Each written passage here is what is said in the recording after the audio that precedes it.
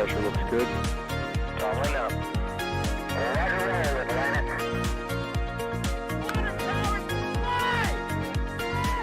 Flight downside of speed off.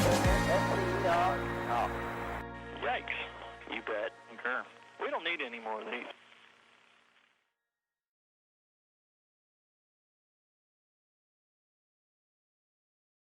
Works. Mic check. Can you hear me? Mic check. That's the first thing I need to know, is whether or not you can hear me. Trying out some new technology every time we start the stream for NASA's spaceflight. We try some new technology. So here is the next big question. When I clap, does the audio match? 3, 2, 1... Please match. I don't have time to mess with it. We are trying out a bit of new technology here today with the NASA spaceflight setup. Hopefully that matches just right, but we are here for a launch. We've got a remote camera down at the Cape. I'll be one of your hosts today, John Galloway. If you watch me on Twitch, you know that I am Das, but we are over here for this right here, GPS SV03 SpaceX sending up a Space Force payload today. Let me see if I've got the rest of the people here with me. 1, 2, 3, give me Chris Gebhardt. Chris, are you here? I read you loud and clear. Do you hear me? I hear you just fine. And then chat, question for you. Do you hear me twice? I hope you only hear me once. I think you should only hear me once, and you should hear Chris once. Oh, why is there an echo? You heard Chris twice. You heard me twice. Why are we hearing you twice? That's odd. Well, we can resolve that really quickly. Hang on a second. I can switch to wired headphones. I'm on Bluetooth. That might be the problem. Okay. Yeah. Okay, now, Chris, talk. All right, I'm talking, Das. Okay. Can you hear me? Now we just have Chris once. Then we have me once. All right. Major shout out to Kyle Denny, who said Chris is normal. Thank you. I love being called normal. Oh, good deal. So we just had to, again, we're trying some stuff. We've got Chris, fantastic. Now we can hear Chris just fine. You can see me. Everything looks good. Like I said, we're trying some new technology here, trying to make it so that we can use this cloud server to relay streams to you while we have people that are basically all over the country, right? That's our plan. I'll keep working on this though. Just bear with me. Don't look at me. Don't look at me talking or anything like that. I may have to dial in my own sound delay to get Chris online. All right, just anything about it. It's, people come for the fun of our live streams. We figure it out. Like, exactly. Honestly, right now, if we had our remote camera online, I would switch to that so that you couldn't see my mouth moving and maybe not exactly matching up with what's going on. But Chris, I think, what's going on today? You talk some, and I'll work on this issue. Yeah, let's do that. First and foremost, welcome to all of you from around the world who are joining us for today's launch of the GPS-3 SV03 satellite on a SpaceX Falcon 9 rocket. It is a brand new Falcon 9 that will be launching here. So Julia Bergeron, our photographer, and she is going to be our live streamer today too, is down at Cape Canaveral on her way into the ITL Causeway. So we will have our NSF camera views and everything from the causeway, just like we normally do as soon as Julia is there. And she should be departing, if they're on time, right about now. Yeah. To head on in with the convoy of other photographers and videographers. But this is a very, very important mission for SpaceX, the US military, US civilians, as well as the Space Force. This is the third in the new series of GPS-3 satellites, which will greatly increase accuracy in civilian use down from 10 feet to just 1. I mean, so think about like when you're driving down the road and your GPS goes like in 100 feet, turn right, and you're much closer than 100 feet. Well, that's because our current GPS system, the GPS-2 system, is accurate to about 10 feet. So it can be wrong at just enough that it makes it annoying and like you can't slam on your brakes to turn, right? Right. But these new GPS series of satellites are going to greatly increase accuracy for civilian use. And while civilian use for these satellites will be down to about a foot, or to about a foot, it will be even more accurate when the military starts using it. You can like plant trees with that accuracy. You can, yeah. I don't know what that means, but I don't know what that means actually. Exactly. But when you think about it too, right, this is beneficial to SpaceX as well, because how do the Falcon 9 rockets navigate? They navigate by the GPS system. Right. So when they're coming down on the drone ship, GPS coordinates are loaded into that rocket, right? And that's how they know where to aim themselves for before they get acquisition of signal with the ASDS, the drone ships out in the Atlantic. So this has wide-ranging uses and applications. And of course, it can also be used for our allies, our military allies around the world as well. What's notable too, it's not the only GPS satellite that has launched in the last couple of weeks. We call them GPS satellites for Global Positioning System. It's like the US terminology, or? Exactly, and China has their own called BeiDou. BeiDou 3, the last of the BeiDou 3 constellation for China's global positioning system and global navigation satellite network, launched about a week and a half ago. Okay. Europe has their own, as does Russia. So it's not just GPS from the US that provides it from around the world. We actually have 4 global positioning navigation systems that work throughout the world. And pretty exciting. I'll tell you what else I'm excited for on this mission, Dos. What is it? The gray stripe on the second stage is back. Do we have a picture of that somewhere, Chris? We do. Julia tweeted it earlier today. Let me throw it into. I've got it right here. You got it. Yes. Yeah, let me bring it up. So for those of you who are unfamiliar, what you're going to see here is a gray stripe on the base of the second stage. This gray stripe made its debut on the CRS-18 mission last year when it was used as a test. Right. And basically what SpaceX realized is that in the second stage, for long coast missions, right, where the stage is going to be in orbit for 90 or more minutes, right, they needed a way, ideally passively, to keep the RP-1 warm, the RP-1 kerosene propellant warm, and the densified liquid oxygen really, really cold. And they came up with this way that the gray stripe would act basically like a heat transfer between the 2 tanks to keep the tanks and the propellants at their correct temperatures for reignition. Right. Earlier this year, Hans Koenigsmann from SpaceX confirmed in a question actually I asked, I didn't think it would come back this quickly, but confirmed that that test proved out the system and that it worked. And that more tests might be needed, but that they got the data that they needed. And now, lo and behold, here's a long coast mission that has the gray stripe. And I'm still working on bringing it up.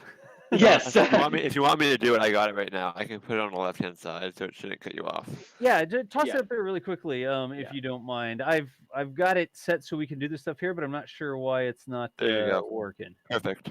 There you go. That over there. That's what we're looking for. Yes. Right, so you see right above the black interstage, there's that gray stripe, and it doing exactly what it's going to be. Now, SpaceX hasn't said if this is specifically to test it on a long coast mission, because we know that the previous GPS mission that SpaceX launched, they launched the first of the GPS-3 satellites into orbit December of 2018. And it didn't have the gray stripe. So we know the GPS missions don't necessarily need them for efficiency. So this could be an added, let's make it more efficient on this one. But since this is already a long coast mission, why not? So why do you think it's gray, Chris? I mean, the stripe, why isn't it black? I'm not sure we ever actually got an answer for the reason why it's gray and not black, except when you think about it, if you step back and you think about it, what are colors, right? Black absorbs all the colors of the spectrum. White reflects all the colors of the spectrum, and gray absorbs some but reflects some, right? And what we know about the heat transfer properties of what they want to do is that one tank has to remain warmer than the other and transfer its heat outward. So gray, it might literally have come down to what colors of the spectrum does it absorb? and Okay. what colors does it reflect, Huh. which would I wonder if, like, account the for shade the exactly. It would like they chose a specific shade of gray because it absorbs this much energy and reflects this yeah. much energy. Like it's Uh, supposed to a darker gray or lighter gray or whatever. exactly. Now, personally, I hope they would call it Falcon Gray because come Falcon on, gray. you got to stay on brand. Um, but I say this in a joking tone, but I say it more because when you look at the Falcon 9 rocket, right?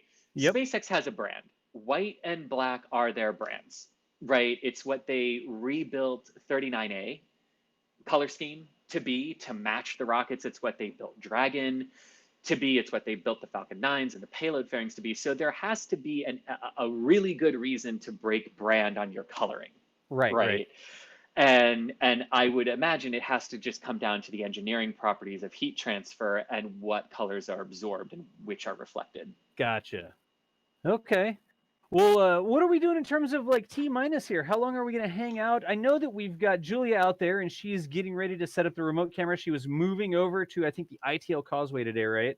Yes. And so we're waiting on her to get set. But what are we looking at? What time's our launch here? Yeah. So we are looking. And Michael, am I okay to say the actual time or just ballpark it? I think it's 11:55, right? Yeah, well, yeah, it's 3:55 p.m. Eastern Time, 1955 UTC. Is the minute that it will launch. There's a precise to the second number in there that SpaceX has not released yet that they are currently targeting. But if all goes to plan, it'll be a nominal countdown with propellant loading beginning at 35 minutes before liftoff and a liftoff at T0 from pad 40 at the Cape Canaveral Air Force Station. At that point, the Falcon 9 will pitch downrange and head northeast on a 55-degree inclination. On an azimuth or compass heading that will deliver it into a 55-degree inclination orbit, meaning it will go as far north as 55 degrees and as far south as 55 degrees from the equator in its orbit. It'll be an initial 8-minute, 7-second ascent before the second stage cuts off in what is known as stage engine cutoff 1. Right. About 23 seconds later, the first stage will land on Just to Read the Instructions, which is positioned northeast of the Kennedy Space Center, waiting to catch the stage. Okay. And then we will have a very long coast. Very long, like, I mean, it can't be more than 90 minutes, right? Well, it can't be more than 90 minutes, no. So stage engine cutoff is at 8 minutes, 7 seconds, and stage reignition is 1 hour, 3 minutes, 28 seconds after liftoff. Okay. And then that's about just under a minute long burn, a second burn of the second stage to change the orbital altitude and the orbital parameters to get the GPS satellite into roughly a 22,000 by 300 kilometer-ish orbit, because the GPS network orbits at about 22,000 kilometers. Right.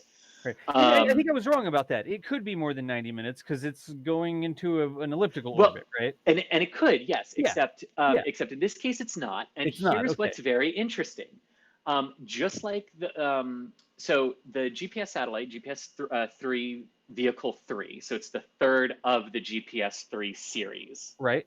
Today, will deploy 1 hour, 29 minutes, 14 seconds after liftoff, which is basically the completion of a single orbit, which would put it more or less within range of the Boca Chica tracking station that they have installed. Right. So there is probably some nice synergy here between being able to test the tracking station ability of Boca Chica again, as they've been doing with some of their other missions. Right. But some good synergy there that you can see some of the benefits because of how Earth rotates underneath the orbit, and one orbit after launch basically brings you over the Gulf of Mexico close to Boca Chica. Right. Gotcha. Yeah. So what we should hear at some point in this launch is acquisition of signal Boca Chica, which would confirm that a lot of the tracking stations again are working. And again, we heard this on the first GPS satellite that they launched back in December of 2018, which was the first time we believe that the Boca Chica tracking station was actually used to communicate with something in orbit. Right. But the satellite didn't pop off right then. If my memory serves, the satellite actually deployed a little bit later in its sequence on that particular mission. when it was over U.S. ground tracking assets, basically. And Chris. I'm listening. I'm getting people see me because originally, chat, we were going to have Chris's camera on here. Then we ran into some technical difficulties that we've got to spend some more time on. So it's me awkwardly looking around while Chris talks to you, and I'm fixing some other things. You see me like sort of frantically looking all directions. I've got like 8 monitors around me right now. So I'm working on that stuff because we didn't have Chris's camera online. So I apologize, Chris. I was going to say I'm getting ready the question queue. I'm getting the question queue ready here. Yes, so we can start doing some Q&A. So that's me going like this. Okay, so continue, Chris. Continue. Yes, but yes, that's why there's voice speaking when DOS is not. So yes, so that's the basic timeline that we have here for today. Again, the payload fairings are brand new. The rocket is brand new. The second stage is obviously brand new, as it is every time.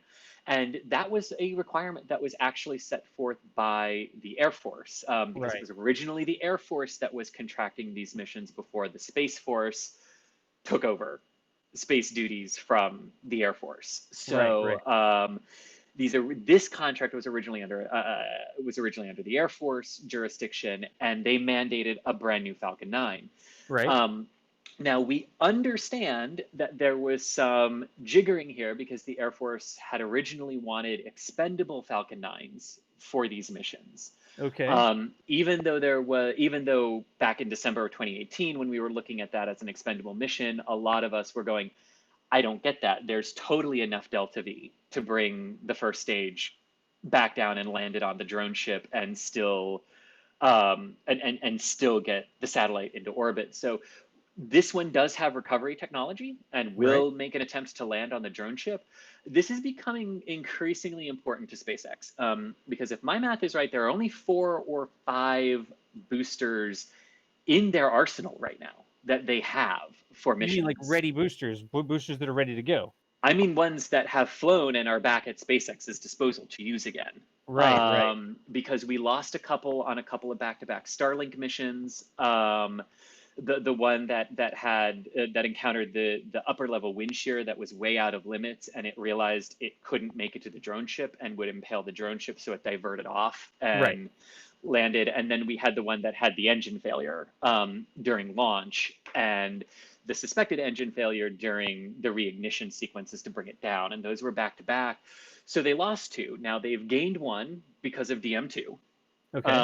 And they'll gain another one today by getting it back. And we understand that there may have been a little bit of horse trading there with the Space Force and the US government about, if we want to recover it, do you still pay the whole amount, or do we refund you a little bit to recover it, and things like that. But the reason I bring this up is because it shows how much the market is really changing, and even how much the market has changed in just the last year and a half.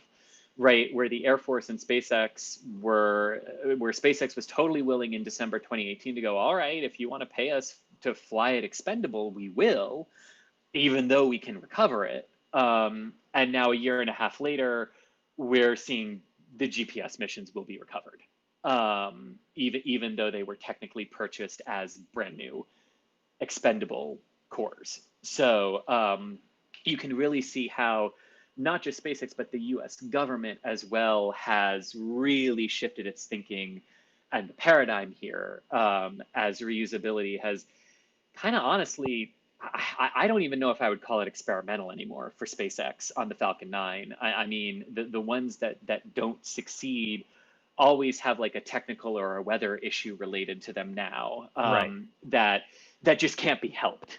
Right, and even Elon admitted that the one they didn't get they didn't recover because of the technical issue with the engines, didn't even turn out to be a 5th reflight issue. It came down to I think it ended up being like a processing thing with some of the engines, he said, or something like that, on the ground. And of course, 2 other boosters have now flown and landed 5 times. So they've kind of proven that, that was a one-off anomaly. And that's really what these landing or failure to recover the boosters on landing are becoming. They're becoming one-off issues, instead of developmental and experimental. issues. So, and of course, all of that feeds into the big mighty Starship that they are building out of Boca Chica, which is going to do a scarily impressive dive and belly flop down to the ground. I can't wait to see that. I tell you that I much. can't either. No, I really can't either. Because just, man. That's, I mean, I don't know if insane is the right word to use, but I'm going to use it because that's sort of crazy sounding. Yeah, and I know you said, Das, that like you definitely don't want to be the first one that attempts that with people on board. But I don't know. Like, I think they're going to be I think one of the things with Starship and how this is all going to feed in, how all of these programs sort of feed in together with one another, is we will most likely 100% see some impressive developmental landing failures with Starship, which are going to be epic to watch, honestly, as they figure this out, just like they were for Falcon 9, because Falcon 9 looks so graceful coming back into land now, but some of those early landings, I mean, you could see it wiggling and rolling and tipping all over the place as they were fine-tuning everything. So we're going to see that again, but we're going to also see all of the lessons learned across 50 plus recoveries at this point of Falcon 9 rockets feed right on into that.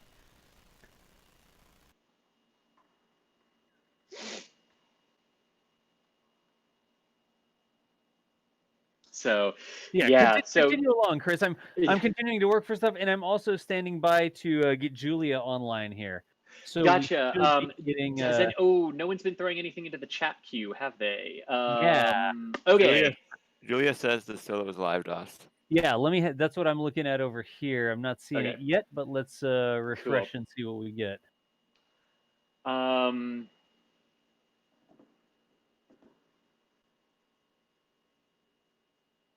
Yeah, I do not see that solo online. Yeah.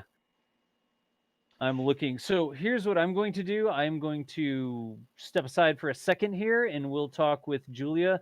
I do not see that thing registering as online, so I'm going to have to help her troubleshoot that, okay? Okay, that works. We'll keep it going here on our end. So thank you all for tagging us in chat. I'm going to go start working my way through the chat now for some of the new. And for those of you who are joining us, if you do have a question, go ahead and @ NASASpaceflight in your question in chat here on YouTube. It highlights red on our end, which makes it very easy to see that it's a question that you have asked. So Louis Perro wanted to know, is the GPS-3 fairing new or used? Everything on this rocket is new. The first stage is new, the inner stage is new, second stage is new, and the payload fairings are new as well. Rob Womack, thanks so much for the $2 super chat. It came with a note, love your work, and thank you so much for that support. That support through super chats and through channel memberships as well is what allows us to bring you these live streams, bring you Julia on the ITL Causeway with our live streaming equipment and everything as well. So we really do appreciate all of those super chats.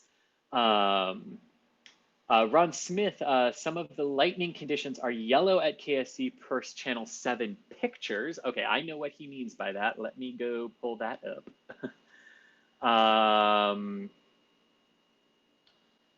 One second, KSC weather.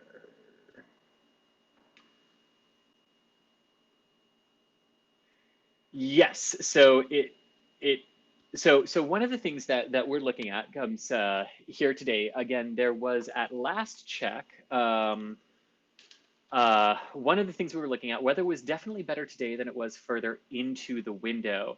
But the L-0 execution forecast for today, which was issued this morning by the 45th Space Wing, or by the 45th Weather Squadron, here gave a 40% chance of Kennedy or Cape Canaveral weather violating launch constraints. The primary concerns were cumulus clouds, anvil clouds, and surface electric field mill rule. In layman's terms, that means lightning. Across the board, that means what we're worried about today is lightning. And a launch at 3:55 in the afternoon today would put us at the time when a lot of Florida's convection from our afternoon thunderstorms is building. It does not help right now that we have a subtropical ridge sitting over us, which is increasing our moisture content across the peninsula. And that actually gets worse tomorrow. So if our lightning rules are not met for safety considerations today, and there is a scrub, we would be looking at a 60% chance of violating weather constraints. Again, lightning rules across the board for tomorrow, July 1st. Chris, yes. Stop here. Just real quick, I am going to disconnect from this so that I can get on voice comms with Julia and troubleshoot some issues with the unit. Okay. So Oh I will not dear. be here Okay. listening to you. All right. You got it. Okay. Thank you. All right. Now, one thing to bear in mind that's a little bit different about today than we have been used to with some of the previous SpaceX missions is that there is a window to get off the ground today. The window runs from 15:55 Eastern to 16:10 Eastern here in the United States, which would be 19:55 to 20:10 UTC. So we do have a window, so there is a little bit of room that they can use if the lightning rules should get them today. And of course, right now at T-minus 38 minutes and counting here, we are standing by. We are standing by for confirmation that we have gotten a go to enter into propellant load. And Michael, are those when do those comnets come live over YouTube? Usually right at around T-minus 35 minutes, so any second now. Okay, perfect. So we should be able to give that answer to you pretty quickly about whether or not they proceeded down into propellant load. Now, something with the Falcon 9 2 that we don't see very often, but is a possibility. They can begin fueling, and Sorry, we have an update. We have an updated launch time of 16:10:46 Eastern, so that would be the very end of the launch window. So obviously they're probably looking at weather or something. Yep. So 16:10:40 what? 46. 46 EDT is our new launch time today. That would be the absolute end of the window. So exactly what Ron Smith had told us in chat, that they were looking at weather and lightning violation rules, is most likely what has occurred today. So so that is a 15-minute delay. So we're not at 37 minutes anymore. We're back more toward 52 minutes and counting ish. Yeah, 52 minutes ish until our new targeted liftoff. So again, this is what we're saying. Launching in Florida in the middle of the afternoon is always harrowing because you just can't do anything about weather and you can't do anything about lightning. And these are, and those are range constraints. Those are not user vehicle specific constraints. So SpaceX has no control or no ability to go to, to go to the range and say, yeah, we actually think we're good, because the range is the one that controls all the lightning commit criteria here for safety considerations, because it's not just Russia that has had rockets struck by lightning. The US has had rockets that have been struck by lightning. The most recent of one was an Atlas in the 1980s that was struck by lightning about 30 seconds after liftoff and was destroyed because of it. So the lightning commit criteria are very, very specific. And what we're dealing with here today is not just naturally triggered lightning from clouds, but also what we call triggered lightning, which is when the electrical charge and conditions in the atmosphere are not enough to naturally trigger lightning. But when a rocket goes up through those conditions, it actually lowers because a rocket is a big conductor, it lowers the overall amount of electrical energy in the atmosphere needed to trigger a lightning strike. And rocket exhaust is also ionized, so that also helps trigger lightning. So, and we don't want rockets to be struck by lightning as they're going up, not just because we want to protect the payload. I mean, of course, we want to protect the multi-million-dollar payload and rocket, but electrical strikes can also wreak havoc with flight termination systems and guidance systems and navigation systems. And with an autonomous flight termination system on the Falcon 9, you really don't want to get into a scenario where your rocket could be struck by lightning going up and it fries the flight termination system so it can't trigger when the rocket goes off course. So this is why, one of the many reasons why we take our lightning commit criteria very, very seriously here in Florida. And again, if you look at the weather forecast, it says cumulus clouds, anvil clouds, surface electric field rule.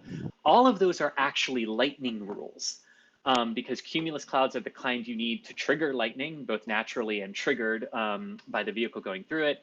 Anvil clouds are electrically charged clouds that are attached to active thunderstorms or have detached from the thunderstorm, but haven't been detached long enough for their electrical energy to subside. And then the surface electric field rule measures the amount of electrical charge in the atmosphere at the spaceport, which gives you a very, very precise understanding of both natural and triggered lightning potentials for a particular mission. And that does indeed sound like what they have gotten or what they have come up against today for GPS. So at 48 minutes, 32 seconds and counting, one thing that we will be standing by to look for in about 10 minutes time is, can they get down into propellant loading? And if they can, that would indicate that the weather is probably inching toward the good, or you know, more favorable for overall conditions for liftoff. Might not be a firm go, because here's what I was trying to say before Michael, we learned of the scrub, or sorry, the delay to the end of the window at 16:10 and 46 seconds EDT, which is 20:10 and 46 seconds UTC, is that Falcon 9 actually has the ability to hold in the auto sequence count at the T-minus 13-minute mark. And we know that because we know that's the stable point, if they pass it, that they back out to without completely detanking the vehicle. So we know there's the possibility to hold. Now, if we're targeting the end of the window, there's no ability to hold,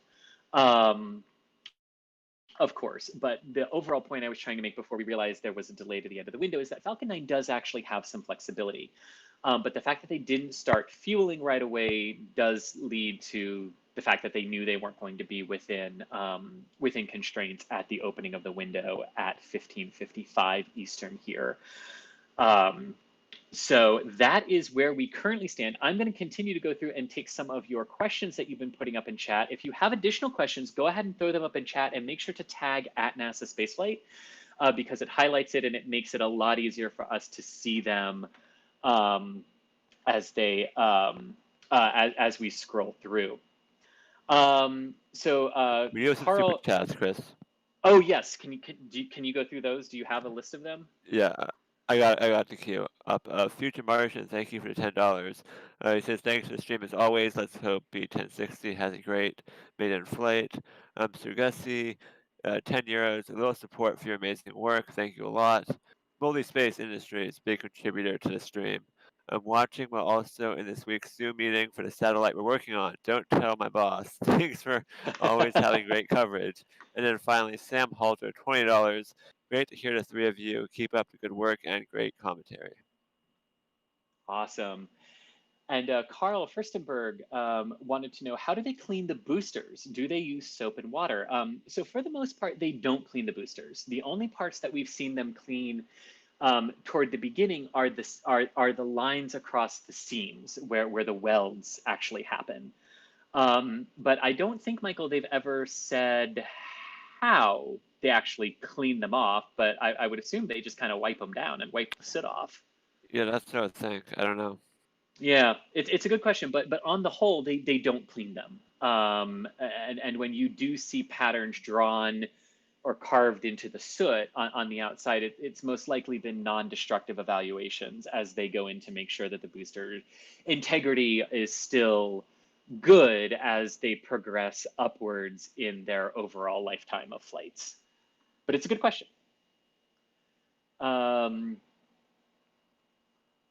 Scrolling through chat, guys. Okay, so Danielle or Daniel said, weather delays seem to be a huge issue for Starship rapid launch cadence. So we're not talking about Starship here. We are talking about Falcon 9, but Starship, according to Elon, will most likely have less weather constraints as it progresses and as it develops. It is made of, I mean, the steel that it is used of, it doesn't need lightning protection.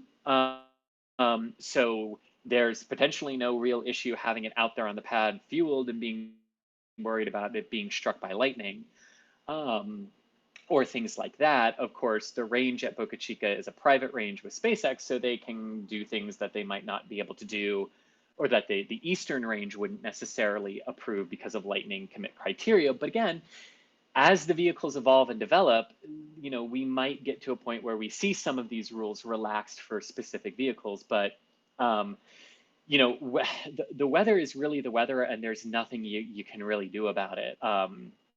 You know, you just really got to work around it here. Oval wanting to know what are the chances of the launch happening today? Well, we will know in about 5 minutes.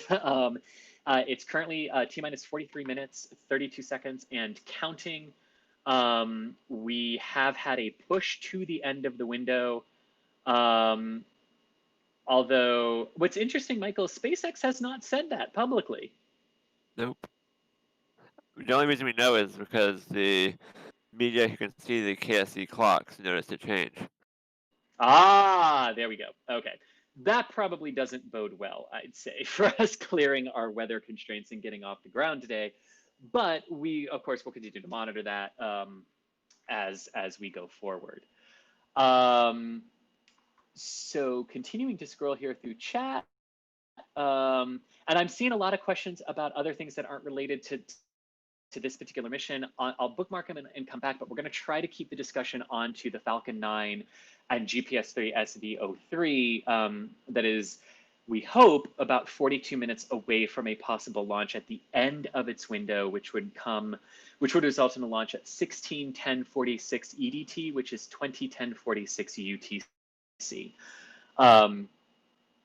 So Java wanted to know, is there a chance that the first stage could be struck by lightning while attempting to land? Yes, there is. And that is one of the considerations that is taken into account when determining whether or not to launch the rocket, is your landing weather criteria downrange. Now that is handled completely by SpaceX. The Eastern range has nothing to do with the ocean drone ship recovery go, no go criteria. Those are vehicle and user specific needs. The only thing the range would have control over in terms of a Falcon 9 landing is when they return to launch site land at LZ1 or LZ2. Then they fall into the same range constraints that any other rocket that would be landing would fall into as well. And I do see a £9.99 super chat here from Michael Barnes Photography. Thank you so much for the support. And that came with a note that said, can't wait for all the coverage of SN5. Keep up the great works. Yes, we do have a lot of SN5 coverage, hopefully coming this week as they go through testing of that vehicle out at Boca Chica. And I know a lot of your questions have been about that. I'm trying to hit the GPS ones first, and we'll come back to the other ones if we have time. But we are also here about 3 minutes away from a decision point on whether or not we will be proceeding into fueling here. We're currently 40 minutes, 47 seconds mark and counting. And that decision for go, no go propellant load should come here at the T-minus 38 to 37 minute mark. Again, they do appear to be battling weather, specifically the lightning launch commit criteria rules for both natural and triggered lightning. So that is what we are waiting to see. A great question here from Jack Welsh. If the fairings land in the ocean, can SpaceX retrieve them? Yes, they can. In fact, most of the payload fairings that have been recovered and reused have landed in the water and been fished out. So totally capable of fishing them out of the water and reusing them, yes. Clash Sean wanted to know, why does Slick 40 have 4 lightning rods and 39A only have 1? Oh, this is an excellent question. Yes. Okay, so it all comes down to how best to protect your rocket. And like at 39A, when you have a standing fixed tower, it's actually more economical to just put a lightning rod on top of that tower and then string all the I can never say that word, all the wires that take all the electrical charge safely away from the vehicle and pad and down to the ground. It's just more efficient to do it that way. And SpaceX actually upgraded and beefed up the lightning protection system at 39A when they took over the pad from NASA. But when you don't have standing towers and structures, when you have what's known as a clean pad, which is what 40 is, it's actually more efficient to have a 4 or 3 lightning tower configuration there, where you basically create a huge Faraday cage around the entire pad structure to protect everything. And the rocket just goes straight up through the top of that in a little open hole around all of the wires. But that is the reason why 39A has 1 and 40 has 4. Now, if you look at pad 39B, which NASA will use for SLS and which Northrop Grumman will use for the Omega rocket, it has 3 lightning protection towers because they took the whole, because they took the fixed structure down, and just because of how massive that pad is, a triangular system worked best. So it's all about the trade-offs of what's best for the pad, the size of the pad, what's at the pad, and how much you need to keep protected in a general area. But that's the reason why, you know, some pads have 2, some have 1, some have 3, some have 4. In general talk there. Rough Rider Show, thanks so much for the $5 super chat, saying that updated road closures for Boca Chica, Texas looks like Starship SN5 may be testing tonight. Oh, good, because I didn't need to sleep tonight, right, Michael? Yeah, correct. It does look like at between 7 p.m. and 7 a.m. local time in Boca, we might see a cryo-proof test, so that might be our next live stream. That very much might be our next live stream, and now my mind is racing with, oh boy, do we need at least 2 teams to handle that one, because 12 hours on air is woo. So yeah, but yes, so new road closures are always good, indicating that testing is progressing out of Boca Chica. We are very close to a decision point here. We're 37 minutes, 16 seconds and counting. At this point, the teams should have been polled to report their readiness for propellant loading. So we would be awaiting the results of that, as well as any observation from people on the ground at Cape Canaveral and Kennedy as to the clocks stopping. And here's what I can say 100%. If the clocks at Kennedy and the Cape stop, we're done for the day, because we are at the end of the window. They are literally targeting the last second of the launch window now here today. So we'll be standing by, but until we get there, I'm going to keep taking some questions. Jonathan Risen or Risen, not sure how to pronounce your last name there, so sorry, has 2 questions for us. How much did the Air Force have to give up to make this Falcon reusable? And how much of a setback would a loss of this booster be? Oh, that's a good question. The Air Force didn't really give up anything for this vehicle to be recoverable. It baffled all of us at the first GPS launch in December 2018, because there was there was way more Delta V left in that second stage when it got done with its job of bringing the first GPS-3 satellite up there, that it really made a lot of people scratch their heads and go, well, why didn't they recover it? Because there was enough propellant and velocity change potential in that second stage to account for what it would have to make up for if you add all the recovery technology to the first stage. New T0 410 Eastern, we already knew that, but what we didn't know is that the reason is not lightning, it is upper level winds. It is upper level winds. Upper level winds were a low risk on weather forecast, but sometimes the low risks turn out to actually be more substantial risks, and that's what we're seeing here.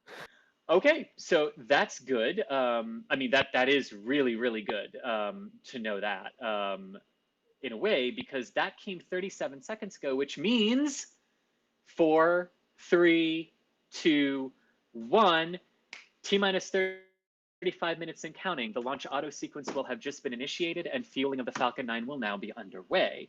Because that SpaceX tweet came just now, that's a pretty good indication, Michael, that we didn't scrub and we're proceeding into fueling operations here. Yeah, usually SpaceX is pretty good about only tweeting something if there's at least a chance. So if they Exactly. were about to scrub within a minute or two, I don't think they would have tweeted that. I 100% agree on that. Now, so let's talk about upper level wins. I'm kind of upset I changed out of my shirt. I actually wore my stupid upper level win shirt this morning and changed out of it for our broadcast here. But let's talk about upper level wins, because this could come down to a couple of things. Either one, the upper level wins are now within limit, so proceeding down as normal, or they're waiting for the final weather balloon when that data should be in anywhere between T-minus 15 and T-minus 10 minutes before liftoff.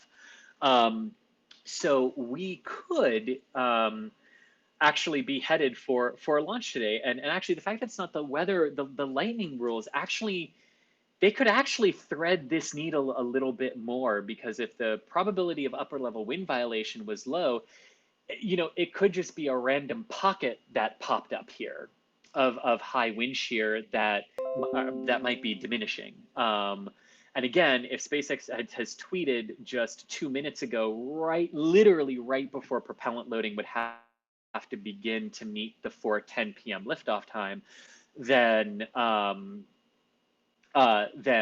you know, I would say they're going to at least make an attempt at this, and at the very least wait and see what the final weather balloon data ends up showing here as we get closer to D0. But regardless, we are in fueling. So right now, RP1 kerosene and densified liquid oxygen are flowing simultaneously into the first stage of Falcon 9, and RP1 kerosene is flowing into the second stage. That kerosene load into the second stage will close out at about T-minus 17 minutes, and then at T-minus 16 minutes, they will begin loading the liquid oxygen into the second stage of the Falcon 9. And of course, this is all headed toward a launch at 16:10 and 46 seconds Eastern time, which is 20:10 and 46 seconds UTC time. So that is currently where we stand. And Michael, I assume the comnets have come live at this point, right? They have not. They have not. One thing that is interesting. Interesting. And they did not send out an email with comms nets, right? They do. They have not. And my email is open. No. Okay. No, they have not. Considering the only thing in my email inbox is YouTube, NASASpaceflight is now live. Okay, so let's keep taking some of your questions as we head down. As you can see, we're 31 minutes, 31 minutes 40 seconds ish out from our anticipated liftoff. Mission control audio just live. Oh, perfect, perfect. So we will be able to pipe that in and we'll be able to listen live. It is a little bit concerning to me that DOS has not come back up, which leads me to believe we are having some rather large issues on some of our Netgear stuff. So we'll stand by to look at that, but at the very least, we will be able to bring you the SpaceX webcast with our commentary and everything, but we are troubleshooting a technical issue with our setup down there at the ITL Causeway, which is why we have not gone live with that yet. So please do bear with us as we work through that. It looks like, unfortunately, one of our modems did not turn on, which it did this morning when I tested them. So yay, technology. Yes, so I do see some questions in chat about geostationary versus medium Earth orbits. The GPS network operates in a medium Earth orbit, which is roughly 22,000 kilometers in altitude. The GPS network is inclined at 55 degrees to the equator, so it has complete global coverage, which it can attain by being at the orbital altitude of roughly 22,000 kilometers.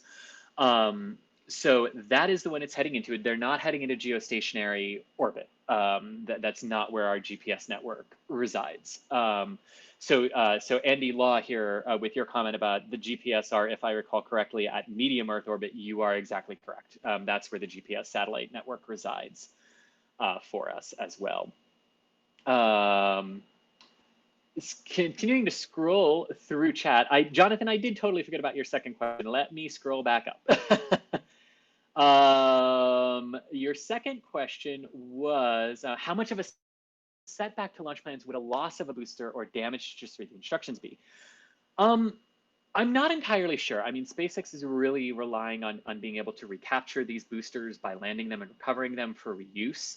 Like I said, there are only 4 or 5 in the arsenal right now, if my math is right. So if for some reason this booster failed to land, it wouldn't be the end of the world. But it certainly would likely result in a rejigger of the down manifest Starlink schedule, because one thing SpaceX is really doing here, especially as the US, or at least the launch industry, transitions out of its COVID shutdown for certain things. This mission was actually supposed to launch in April, but was delayed 2 months to today because of the COVID-19 pandemic, because it was actually deemed unnecessary back in April.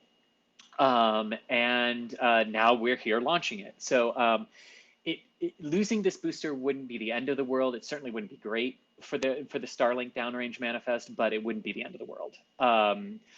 Damage to just read the instructions, on the other hand, would be a big deal. And this is exactly why the boosters and their software and control logic are designed to abort away from the drone ships if they encounter any issue which makes their software logic think they're not going to be able to make it successfully to the ship.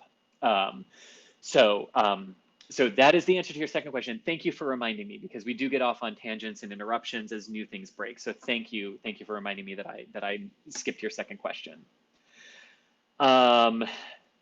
Yes, the upper level winds are all about the direction of the winds, the direction the rocket is traveling, how heavy the payload is on the rocket, when in the flight regime the rocket is going to experience that wind shear as well. So it's a lot of moving and calculable variables, which is why the 45th Space Wing of the Air Force and the Weather Squadron there do not include that in the probability of violation, because it's so user specific to the Falcon 9 that you could have a launch like this that's going northeast out of Kennedy could encounter wind shear, but this same mission, same rocket, if it went due east out of the Cape and out of Kennedy, might be fine. I mean, it can literally be the direction the rocket is traveling to, which can all factor into the various loads that the vehicle is able to withstand and correct for with its thrust vector control system on the engines of the first stage. So that is that. So again, if you've got questions, keep throwing them into chat. If I have missed your question, ask it again. Throw it up again and ask it again, and I will get to it. Sometimes chat skips around on me a little bit, and I have trouble finding where I was for that. Ron Smith has a good question, Michael. If we launch today, will June be the first month that SpaceX launches 3 orbital flights 3 times? My gut answer is no, but I would have to check. My gut is no, because I think they've done 2 from the Cape and 1 from Vandenberg in the same month before, but I think this might be the first time they do 3 from the Cape in 1 month, maybe. But overall, no, they've done 3 in 1 month before.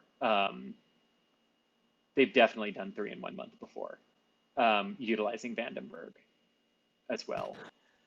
Yeah, just this year, they launched 3 missions in January. Well, I guess he said orbital, so never mind. That was an in-flight abort test. But they had a couple that were like within 48 hours of each other from the Cape and Vandenberg, and then there was another. Yeah, and there were others that followed. I'm almost certain they've done it before. I am too. I'm going through the list. Yeah, maybe. Yeah, in December of 2018, they had 1 from Vandenberg and 2 from the Cape. There we go. The GPS launch was one of those. Haha. So yes, the answer to the question is they have done it before. But yes, so they've done it before. Yeah. Good. Brandon wants to know, will there be more Bluebird footage in this stream? Well, maybe if we launch. I don't know what DOS might have planned if we launch, because it'll be an hour and a half. It'll be 89 minutes from liftoff to separation of the payload with a launch today. So we'll see about that, Brandon. We'll see. Another question here. Why are there so many Mars launches this year? Great question. Arav. I hope I said your name correctly. So basically, we only have about 3 weeks every 26 months to launch to Mars. So the years tend to build up with a lot of different missions as missions are delayed and missions realign, and they all have these very short windows to hit. So it's not actually really surprising that this year we have a U.S. mission with Perseverance, a United Arab Emirates mission called Al-Amal, which means hope, that will be launching on a Japanese rocket in July as well, and a China mission to Mars as well. So it's just kind of luck of the draw that all three were ready this year. There were even more that were supposed to launch. I think there was an original target of 5 that is now 3, because the European mission got delayed. And I think the Russian mission either got canceled or outright delayed or outright canceled as well. But the reason it seems like there's more than normal is just because we only have 3 weeks every 26 months to get something on its way to Mars. So we do just have this cool little buildup toward the end of July of the 3 Mars missions, all launching relatively close to one another too, which is kind of cool. Right now, the Al-Amal mission from the United Arab Emirates in Japan will be first, followed by Perseverance, followed by the China mission to Mars. So that is the current running order of the launch schedule. But again, all within like a week and a half of each other to 2 weeks of each other going up. So Jack Walsh with a good question here. Could rough seas on a launch day like this disrupt a launch and possibly delay it? So SpaceX has shown, here's the answer to this. So SpaceX has shown that when it is their own internal mission with Starlink, they are perfectly happy to delay that in order to have good recovery weather for the booster. And they have also shown a desire when it is a paying customer, especially the Space Force and the US government, like with GPS, if landing weather is marginal and the seas are really rough, just go for it and hope for the best. And Michael, you can back me up on this. We have seen some impressively successful landings in rough sea conditions before. Yeah, that's definitely true. Yeah, I mean, ones where you're looking at the drone ship and you're like, oh my God, there's no way. It's like, it's and boom, those things just come down and land with accuracy. So it's always a possibility. I never want to say that they never would do it, but they just have shown a desire to not scrub a launch for only recovery weather if it is a paying customer, whereas they would delay for recovery if it's a Starlink internal mission. I can think of maybe one example where they did scrub a launch for a paying customer, and that was, I forget which CRS mission, but it was a CRS mission where the drone ship was just offshore. It was the CRS mission right after the Yes. Crew Dragon anomaly. So they were doing a return to launch site basically with the drone ship, but the drone ship was just off the coast of Cape Canaveral. And it lost power, if I remember correctly, right? The redundant generators on the drone ship failed. So SpaceX told NASA, well, this mission is obviously launching on this booster, but the next CRS mission is also manifested for this booster. So if you want to be able to launch the next CRS mission on time, we kind of need this booster back. So then NASA agreed to delay the mission. And that's a good point. Yes, of how that works. And Michael, did you actually handle the couple of super chats that have come in? I need to go get a glass of water here. Yeah. Wow. Jean Noel again, 70 euros. Very generous. We appreciate the support, and I'm sure Mary does as well. If you saw the Boca Chica update, we will be live from, if all goes well, we should have a Boca Chica live stream for you all tonight with Mary. That would start, the road closure started at 7 p.m. local time, so presumably the testing would pick up around 8 p.m. maybe, depending if they're on time, but definitely look out for a live stream tonight from Mary. Traxman, $10, thanks for all the great streams.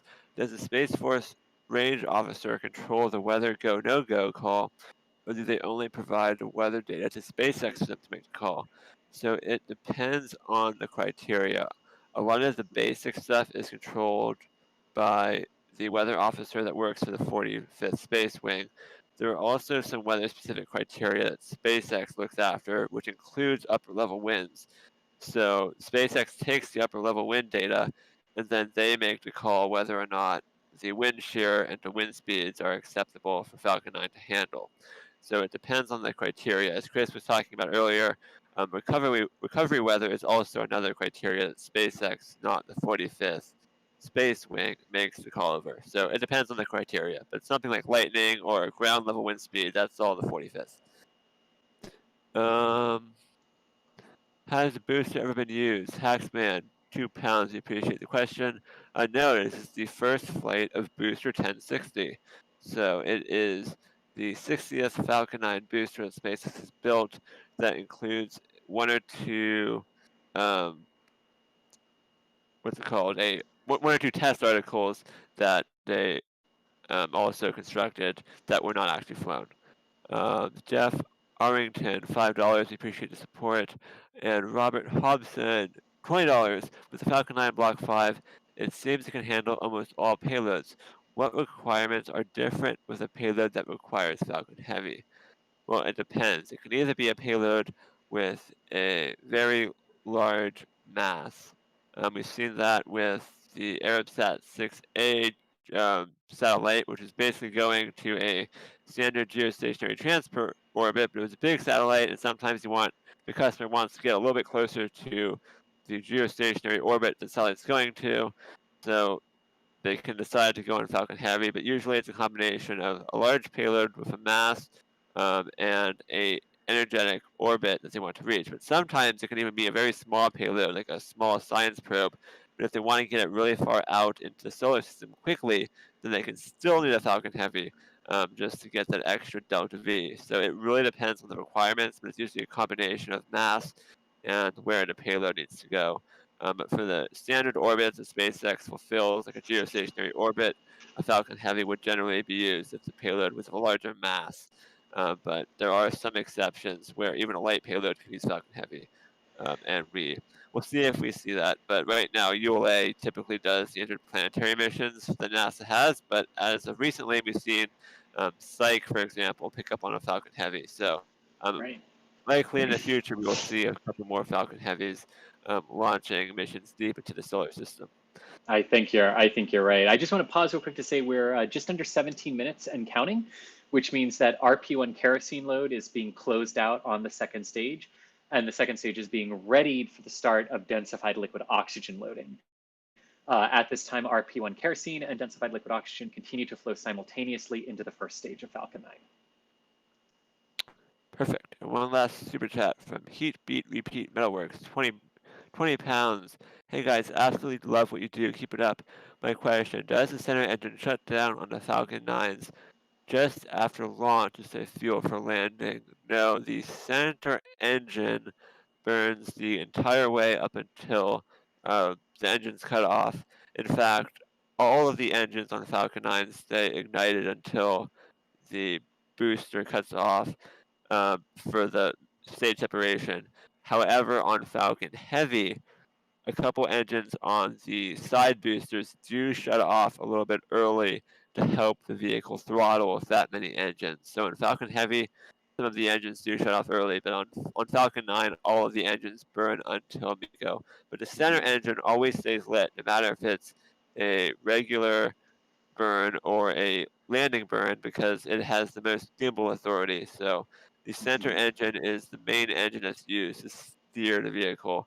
But I believe they might be able to still fly a launch successfully if they were to lose the center engine. But I'm not sure if we've ever gotten an answer on that, have we, Chris?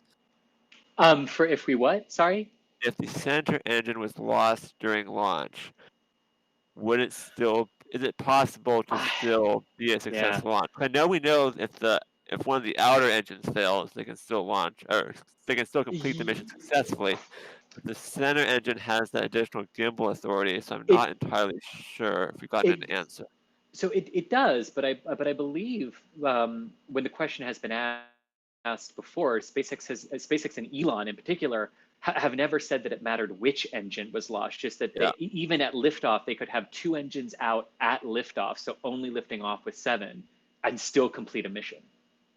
There's that much, there's that much extra redundancy baked into the system of what the engines in the system can handle.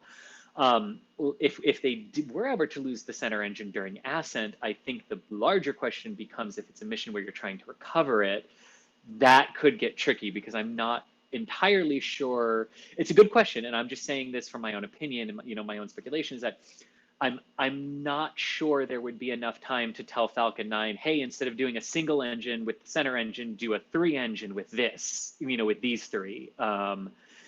To make up the difference. I don't know if they can change it that quickly on the fly.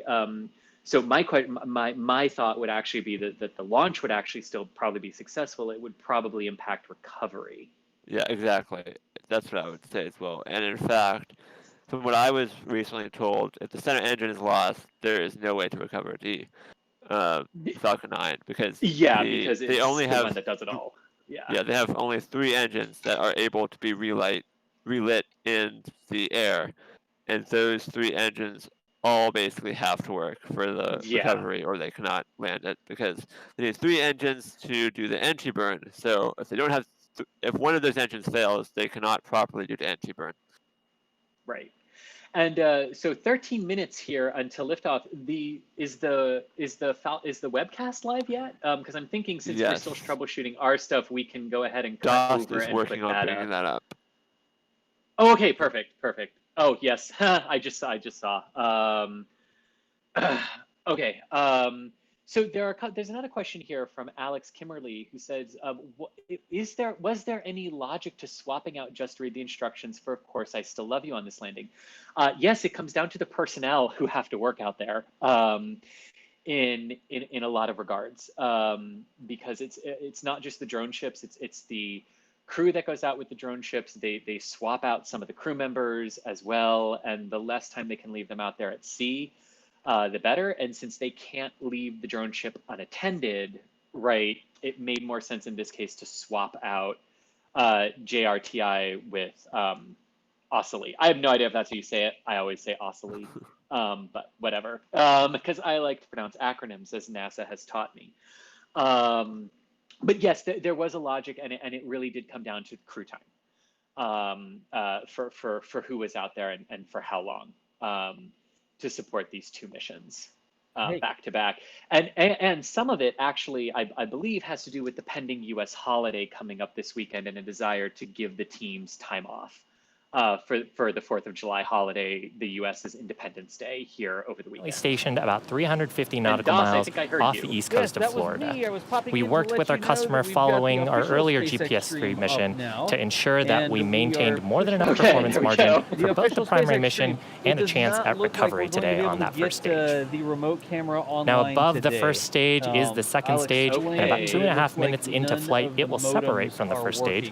Then it'll ignite its single Merlin vacuum engine to carry the GPS-3 satellite into a highly elliptical orbit. The apogee, or the highest point of that orbit, will ultimately end up at about 20,000 kilometers above the Earth's surface, at which point... Falcon 9 on pad 40. Yeah, there we go. And we'll mute that. We'll mute the SpaceX source. So now, Chris, you're clear to just go start talking now. Julia's going to record locally. I'm not going to put any more time into trying to get that resolved, and just continue forward. Okay, that sounds good. So there you go. You can see Falcon 9 mission live when we go into the Earth's shadow. Now, at the very top of the rocket is the payload fairing. The GPS-3 satellite is currently enclosed inside of it, and it's 17 feet in diameter. It protects the satellite from aerodynamic heating, loads, and contamination during the ascent portion of the mission. But once we reach the vacuum of space, we'll jettison those fairing halves back to Earth while the second stage continues to take the satellite to orbit. The fairing halves that we're using today are brand new, and we will be attempting to recover them using our recovery ships, Miss Tree and Miss Chief.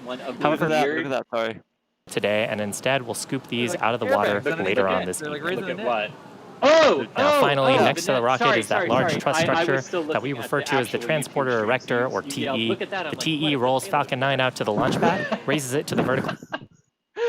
Anyway, yes. So Falcon 9 liquid oxygen loading is underway into the into the second stage. They are continuing with prop loading of both RP1 and densified liquid oxygen into the first stage. There's a gorgeous shot of pad 40 there with the brand new Falcon 9. Again, if you are just joining us, that gray stripe that you see just above the interstage is you're not seeing things. That is actually a gray stripe. The gray stripe flew once before on CRS-18 as a test to prove out how SpaceX could use how SpaceX could keep the two propellants, the RP1 kerosene and the densified liquid oxygen, at the right temperatures during long coast missions when they need to coast for 90 minutes or more before reigniting the second stage. And Hans Koenigsmann confirmed earlier this year that that test went very well. And here we see it on a long coast mission. It will take 8 minutes, 7 seconds for the entire Falcon 9 to reach its initial parking orbit with the third of the GPS-3 satellites. It will then coast for about 50 minutes before reigniting that engine just over an hour into flight. And then it will coast again with the GPS-3 Vehicle 3 popping off the top of the second stage of the Falcon 9, 1 hour, 29 minutes after liftoff, within range of the Boca Chica tracking station in Texas. So Mary, if you're listening, it's the middle of the day. I would normally tell you to look up and see if you could see it going over, but Mary, see if you can see if those tracking dishes look a little different today, if maybe they're pointing up. Or maybe if we could get them tracking it, that would be really cool. But yes, so we are 8 minutes and away from our scheduled liftoff time of the Falcon 9, really getting into the business end of the countdown. Coming up here in about a minute, we will have engine chill down, which is when they start actually allowing densified liquid oxygen to bleed down into the engine propellant lines for all 9 Merlin 1D engines on the base of the Falcon 9 to start thermally conditioning them for liftoff. Because that densified liquid oxygen is so cold, you don't want to shock the system by having all of that just flood into the engines at the same time. So you want to start thermally conditioning them prior to liftoff, which is what they will be doing here coming up in about 10 seconds. So really quickly, I'm going to keep looking for some questions here. If you have any questions, please throw them up into chat. Are there 2 Falcon 9s on 2 different pads right now at the Cape, or did they take down into the HIF? The other one at 39A for the Starlink mission was postponed. I believe that one is back in the HIF, in the horizontal integration facility, per what I could see this morning driving in. So there is only one, this one that we are seeing here right now. And a lot of that has to do with the fact that that Starlink mission has been delayed. We're still at least a week away from that Starlink mission, based on the fact that we have had that we've really had no indication weather-wise or from SpaceX that it's going to happen. And we also understand that SpaceX usually likes to give as much of their workforce as possible the 4th of July weekend off. And with the 4th of July holiday coming up here in the United States over the weekend, we do anticipate that that next Starlink mission will be moved after the national holiday here. A good question from Lewis about when. Go ahead. Yeah, go ahead, Michael. I was going to quickly say the hazard zones did come out for the Starlink launch today, and it is July 8th. Oh, there we go, July 8th, based on the hazard. There we go, perfect. Is anyone actually listening to what SpaceX is saying on the stream? Do we know if the upper level wind constraint has been cleared? I'm a little busy. Michael No. or Das? Okay. Okay. My audio cut out for a Sorry. second. Okay. I was like, What'd you ask? echo and silence. Okay, I guess not. Sorry. Oh, they did just confirm. They were confirming while we were talking that they will not be attempting to catch the fairings today. They will be scooping them from the water. So if you're looking closely, you would have noticed that they had a small net on the fairing ship, not the big full catch net. So that smaller net is what they're going to use to scoop the fairings from the water. Gotcha. Yep. Yep, that makes total sense. That makes total sense. So yes, so right now at 5 minutes and counting, of course, they are overviewing right now GPS-3 and the build and everything, and how the GPS network really interfaces with our everyday lives here on the ground. What we are coming up to now in our countdown sequence is the tanks are pressurizing for strong back retract. So the strong back or the transporter erector will be moved back to 88.5 degrees, which is its pre-launch pullback position. And then at the moment of liftoff, it will do its normal throwback procedure to very quickly get to a 45-degree angle to clear out of the way as much of that exhaust. We just got the final weather balloon report, and it was go. Yes. Go. Okay, so this is why. So here we go. This is why when SpaceX has a window, if it's not okay at the opening, that they simply target the end. And you can see the transporter erector pulling back there now as the cradle arms have opened, and it starts to pull away to its pre-pullback position. So at this moment, we are 3 minutes 45 seconds away from liftoff of the Falcon 9 with the GPS-3 SB3 vehicle, which is the third in the series of new GPS-3 satellites. This is the second of the GPS-3 satellites to be launched by SpaceX. And actually, SpaceX right now has all of the rest of the contracts that have been awarded for the GPS series of satellites. There will be a recovery attempt of the first stage.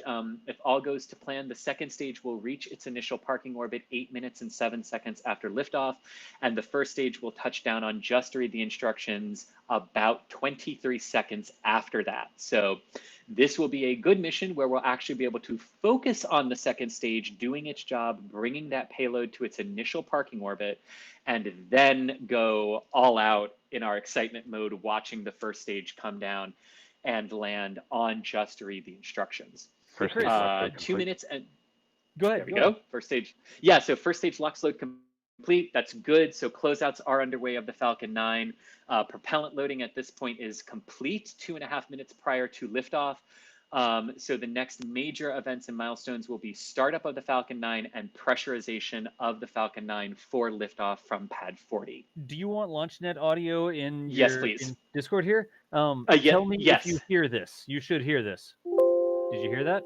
I did, yes. Thank you. Okay, then you'll get LaunchNet audio as well when it comes through. They're quiet right now, though. Perfect. Y'all too, chat. You might have heard a Windows bing. That was me. Alrighty, so here we go. We are now in 2 minutes and counting to liftoff. You can see the T-minus 2 minute vent happening there from the Falcon 9. We love to anthropomorphize rockets here at NASA Spaceflight, so I always refer to this as the happy venting Falcon 9. LOX load complete. Oh, and there you complete. go. So 1 minute. Yep, 1 minute 45 seconds. LOX load on the second stage is complete. That should close out all propellant loading operations. So they should be into inerting the propellant lines with gaseous nitrogen to prevent any accidental ignitions of ground support propellant line. Yep, there we go. That's the indication that they are purging all of those lines and getting ready for liftoff here. The exact liftoff time will be 16:10 and 46 seconds Eastern time from pad 40, which is 20:10 and 46 seconds UTC time. And that is the absolute last second of the window that remains today. And we are now 1 minute and counting. Falcon 9 is pressing for flight. Configured for flight. Look at the vents. It's venting. That's what you like. Here we go. Here we go. So into the business end of the countdown, waiting for final Mission directors, go for launch. There we go. That's what it was. Yeah. We have our go for launch. So here we go into the final 40 seconds of our countdown today. Always good. The nerves are here. I love launch day. I'm going to shut up and we are going to watch this launch as it comes off the pad, and then we will return with commentary as needed as it ascends up into the atmosphere. And it sounds like the mission control audio was a little bit ahead of the video we're getting. T-minus 15 seconds. Just expect that to not match exactly there. It may be 10, 9, yeah, 8, a couple seconds ahead. 7, 6, kind of 5, 4, and it's close. 3, 2, 1, 0. Ignition. Liftoff. Go Falcon, go GPS. I'll take it. The count was pretty close. Vehicle is pitching downrange. M1D chamber pressures are nominal.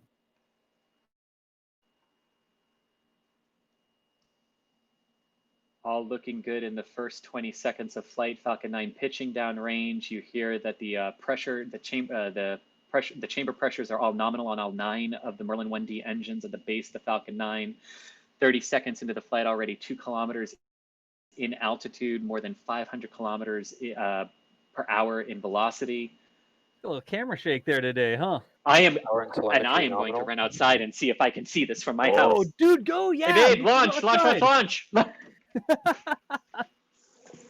That's amazing. And so Julia's out there as well, y'all. We're having some problems with her uplink today that we could not resolve, Mach but 1. she is out there recording this as well. So we will have that video from the ITL causeway as part of the recap, I guess. But this is the SpaceX feed. Oh, and look at that feed, DOS. All right, 1 minute. I'm in my backyard. I'm still here. I just you want are? to make sure I can see it. Yeah, I'm still here. Yeah, just in my look backyard south. waiting. Yeah. Well, yes. Thank you. So it's like 17 kilometers in altitude now. Yep, minute 30 into the flight, 20 kilometers in altitude. Where I'm still waiting to see if I can see it here. It might be behind a cloud still. And back engine chill started. So they're just starting the MVAC engine chill, getting that second stage engine ready for it to get ready for its job, I guess. Yes, which is the same thing they do with the first stage when you hear chill down has begun. Yep.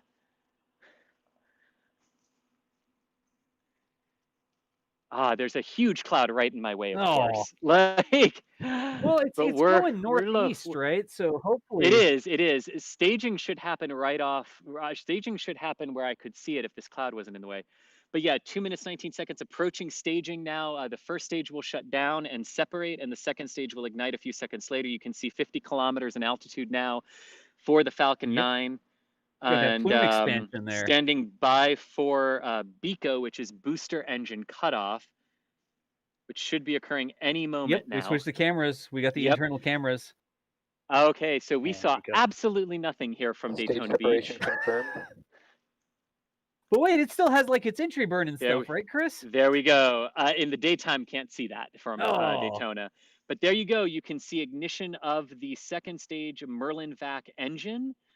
And you can see the guidance program reorienting that craft now as it nominal trajectories. There we go, as it follows a nominal trajectory, and as the Falcon 9 second stage switches into its guidance system, that allows it to do this pinpoint and very precise orbital insertion. Burn into its initial parking orbit. So 3 minutes. Signal, Maryland.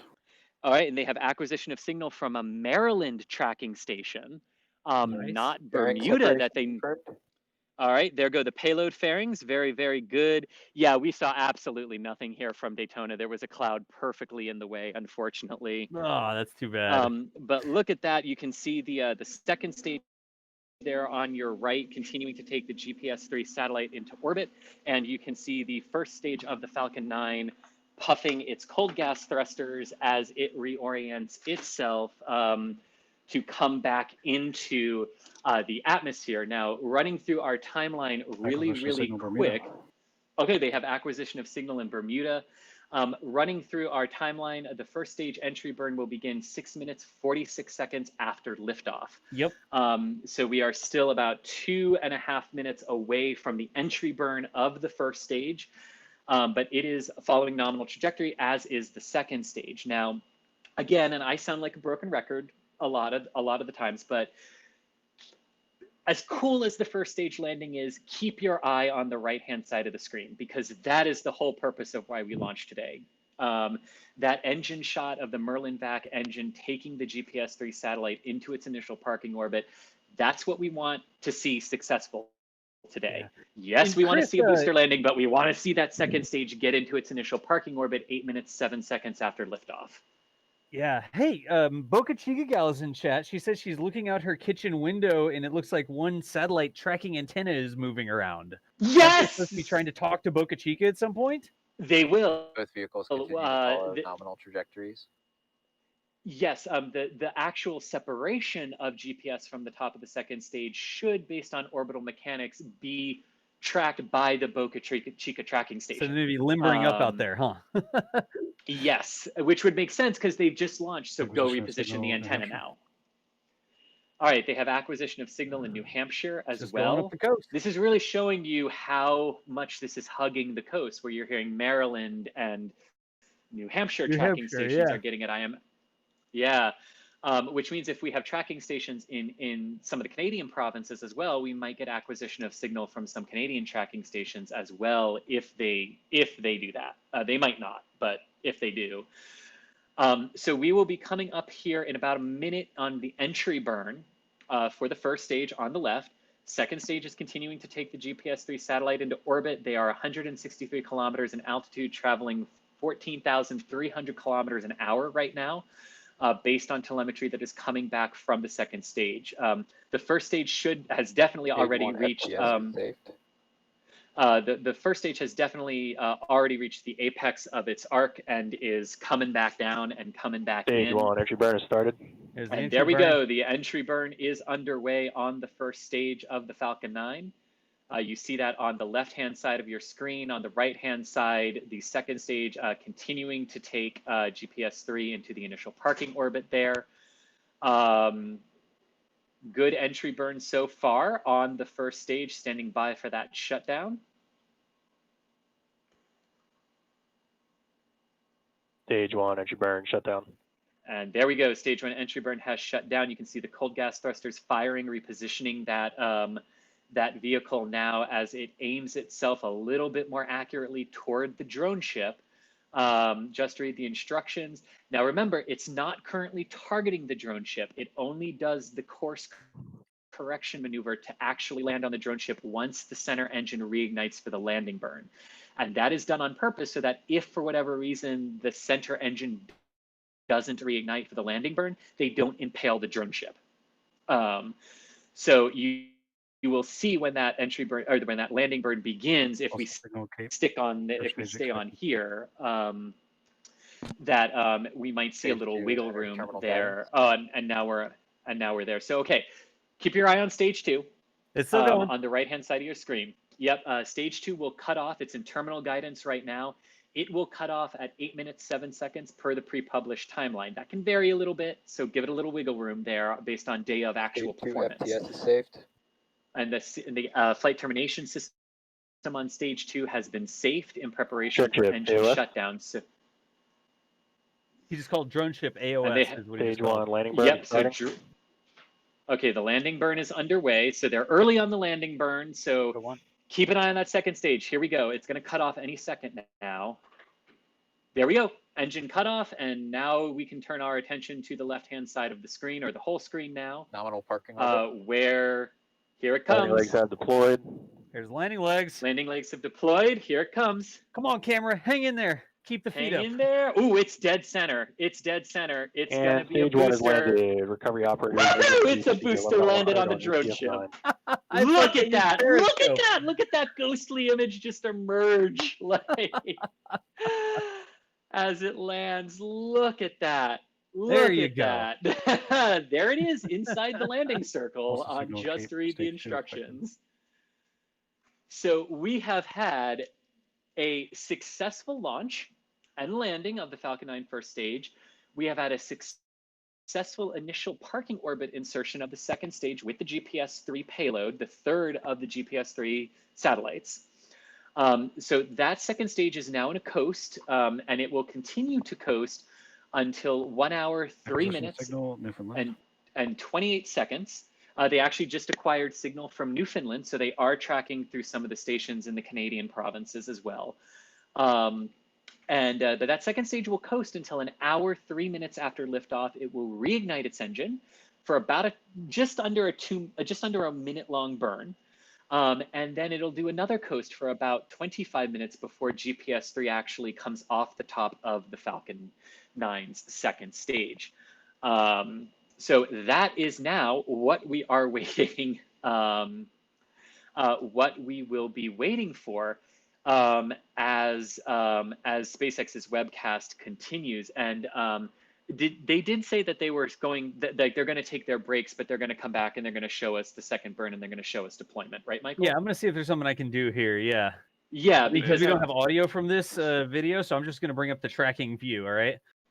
Yeah, that's fine. Because yeah, if SpaceX plans to show us the reignition and the deployment, which they have in the past, so all reason to assume they will, we'll go ahead and stay live and take your questions and walk through this entire thing, Das, if that works for you and Michael. Yeah, sure. Sorry about the non-studio mode thing here. I'm doing what I can. You just outed a browser, it's telling us, Das. I'm just trying to get this done as fast as I can because we're sort of off the rails today. Sorry about the OBS source there. And actually, I want to take our first question in the coast phase from Dave Wolf, one of our channel members, because he has an absolutely excellent question. How does it work that today's launch has a 15-minute window, but the Starlink launches has instantaneous windows? I think I'm about to blow a lot of people's minds. The Starlink missions have hour-long launch windows. They just target the dead center of the window for efficiency on the Falcon 9.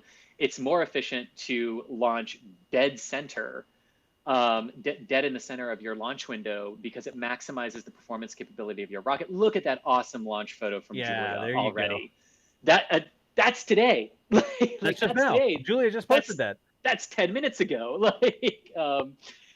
Yeah, but the Starlinks actually have hour-long launch windows. They just target the center of them, and we've never actually gotten into a situation in a Starlink count where we've seen major adjustments in the launch window. We've seen one where they actually pulled it forward by about 10 minutes because it was just more optimal when they actually looked at how the rocket was actually behaving that day and said, okay, 10 minutes earlier is actually more optimal.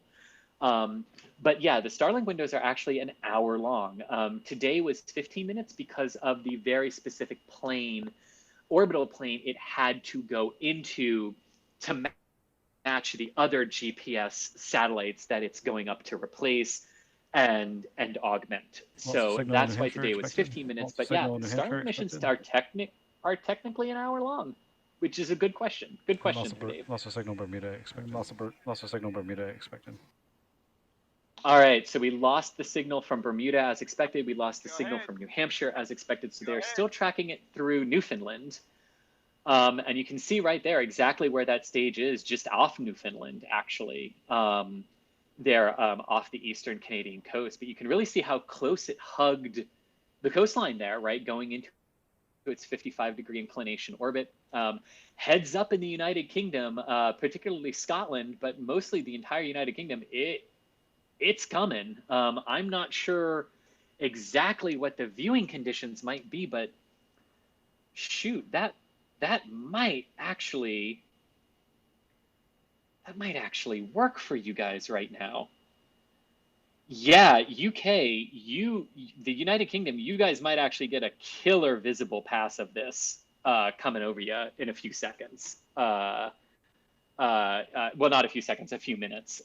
It's still out over the Western Atlantic. But yeah, definitely if you are in Ireland, the United Kingdom, Northern Europe, like France, Denmark, the Netherlands, Germany, you all might get a good view of this as it comes overhead if the skies are clear. So boss, Chris, if you can, go outside and see if you can see it. For us there. But yes, if you are just joining us, I actually see our viewer count has gone up here a little bit. We have had a successful liftoff of the Falcon 9 from Cape Canaveral Air Force Station in Florida, a successful landing of the first stage on the drone ship. Just read the instructions. The second stage with the third GPS-3 satellite is safely in its initial parking orbit, having completed a pinpoint accurate ascent with nominal trajectory and nominal orbit insertion called by SpaceX. Stage 2 is now in over the central North Atlantic Ocean, heading towards Scotland. So if you are in Ireland, the United Kingdom, France, portions of France, but mainly Denmark and the Netherlands and Germany, and maybe Luxembourg as well. You guys should have a phenomenal view of this coming overhead, where it'll be night on the ground, but it'll be daylight in orbit. So definitely go outside. Said the Swiss Alps too. And the Swiss Alps, good. Declan, yes. Declan is the perfect thing. Is the perfect person to ask for this with Flight Club.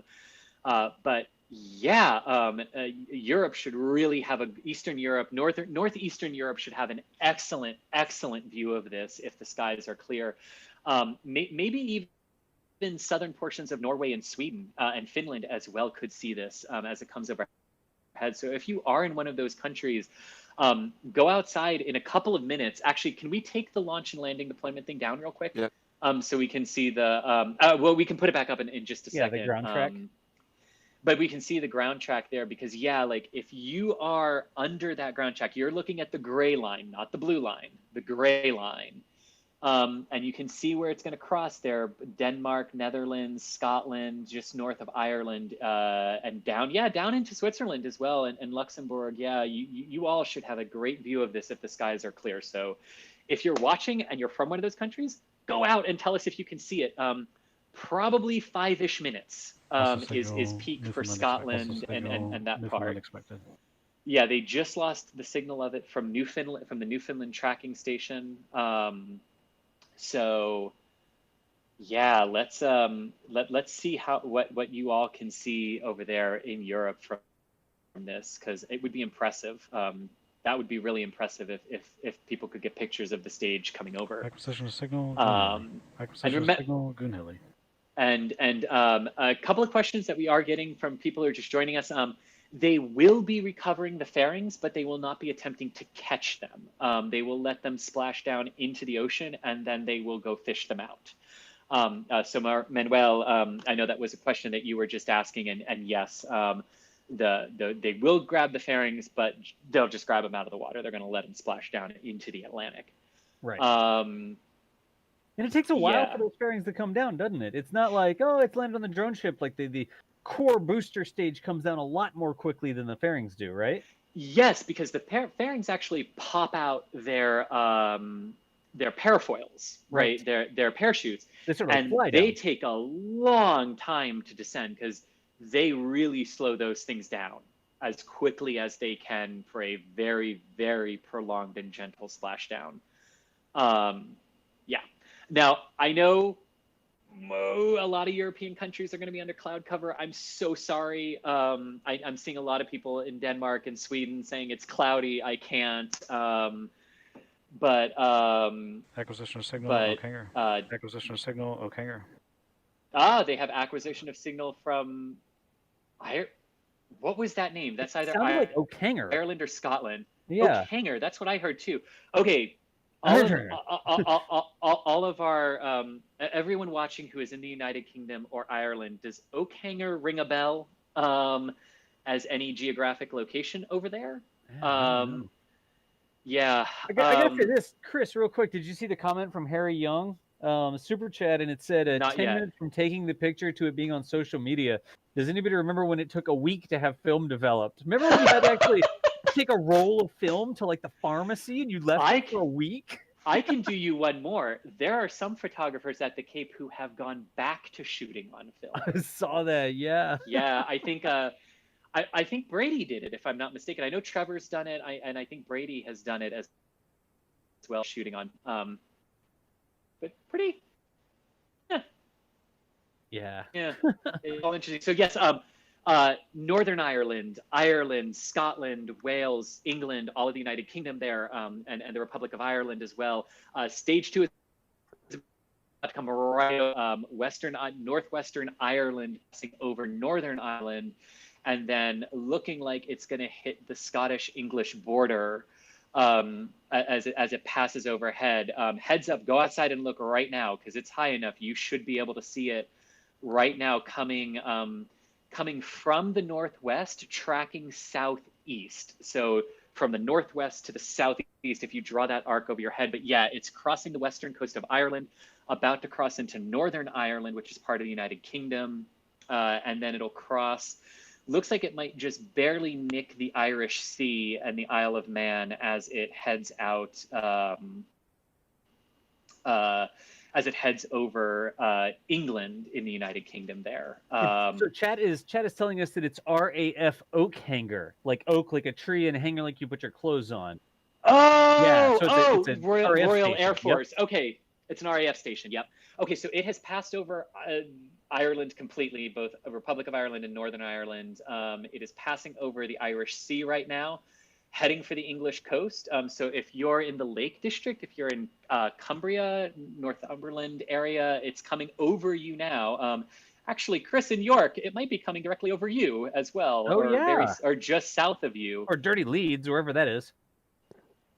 I don't know. That's what he always tells us. That's how he refers to it as.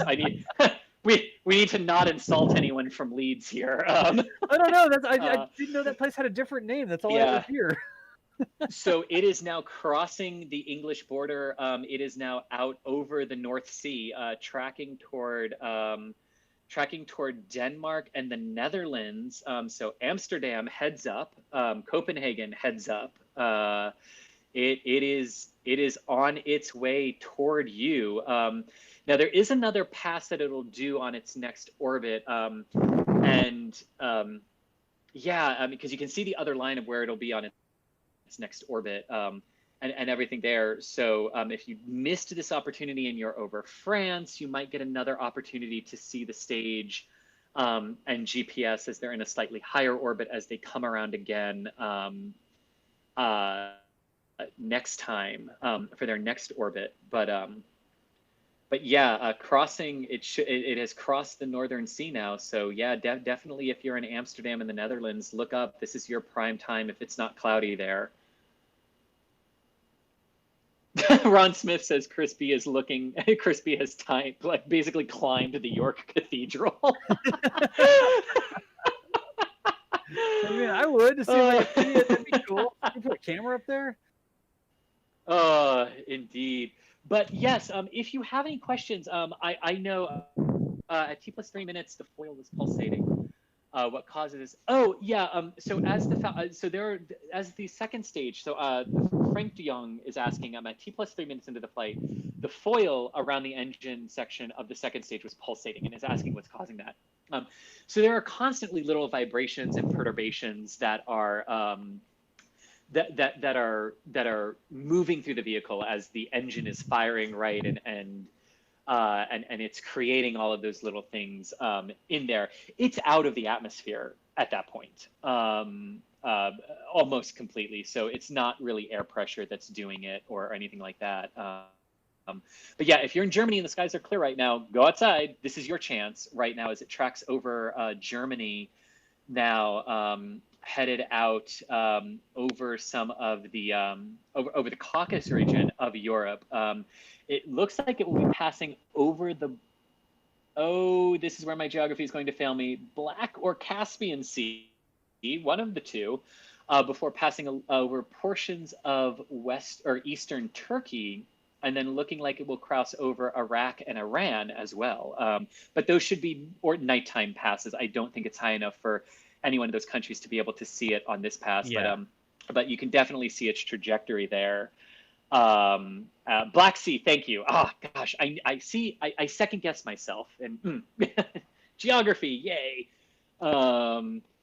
But yes, and now another thing that we're going to be looking at too, I do believe the stage, we'll see when we get closer, because right, an hour and 3 minutes after liftoff, that stage will reignite. So we will get a better idea as this continues to progress of where the stage will be, what location the stage will be over.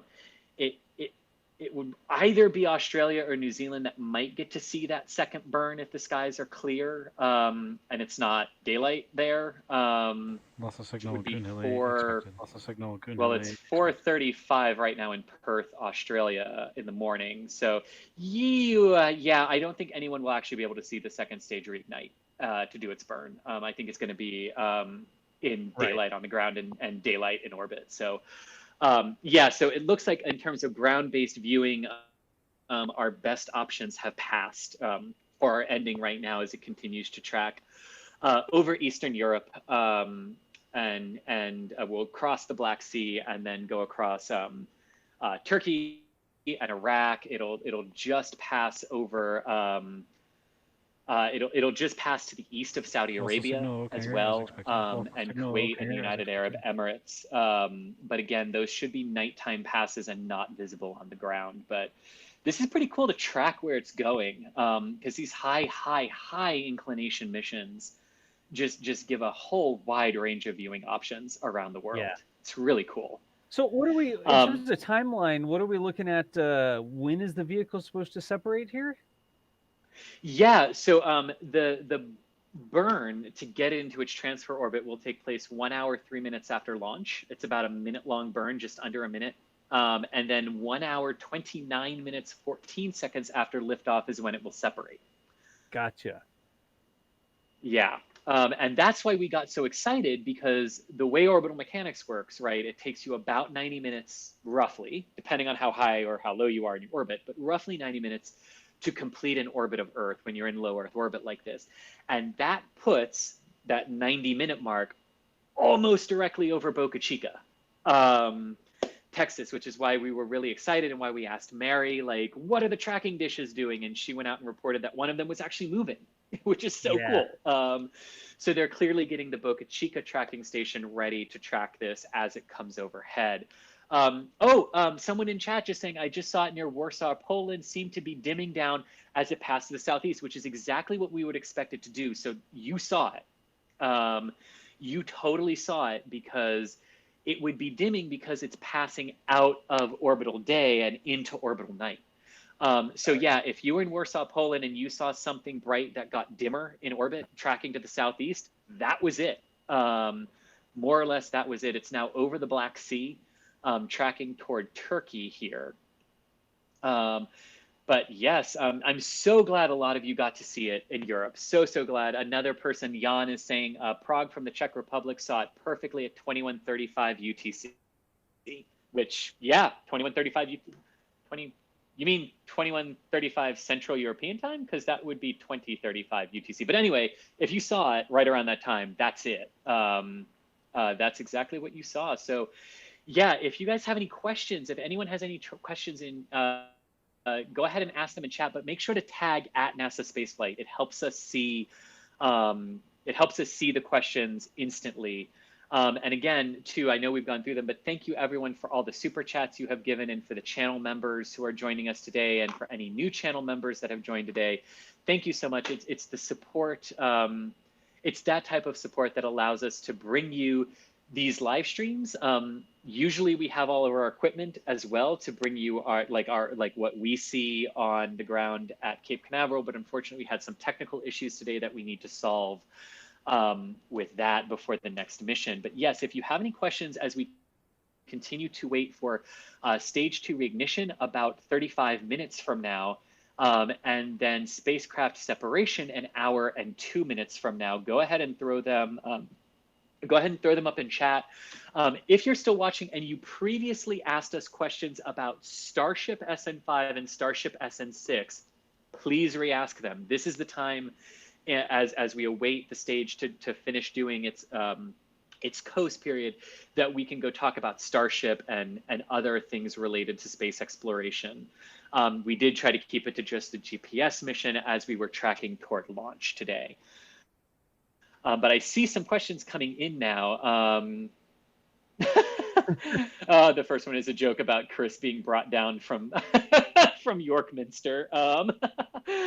But yes, here's another question. It seemed like the second stage took a little bit longer than normal to start up today. Do you think they may be trying to blast the first stage less with the startup? I will admit, I was outside trying to see it from my backyard when staging happened.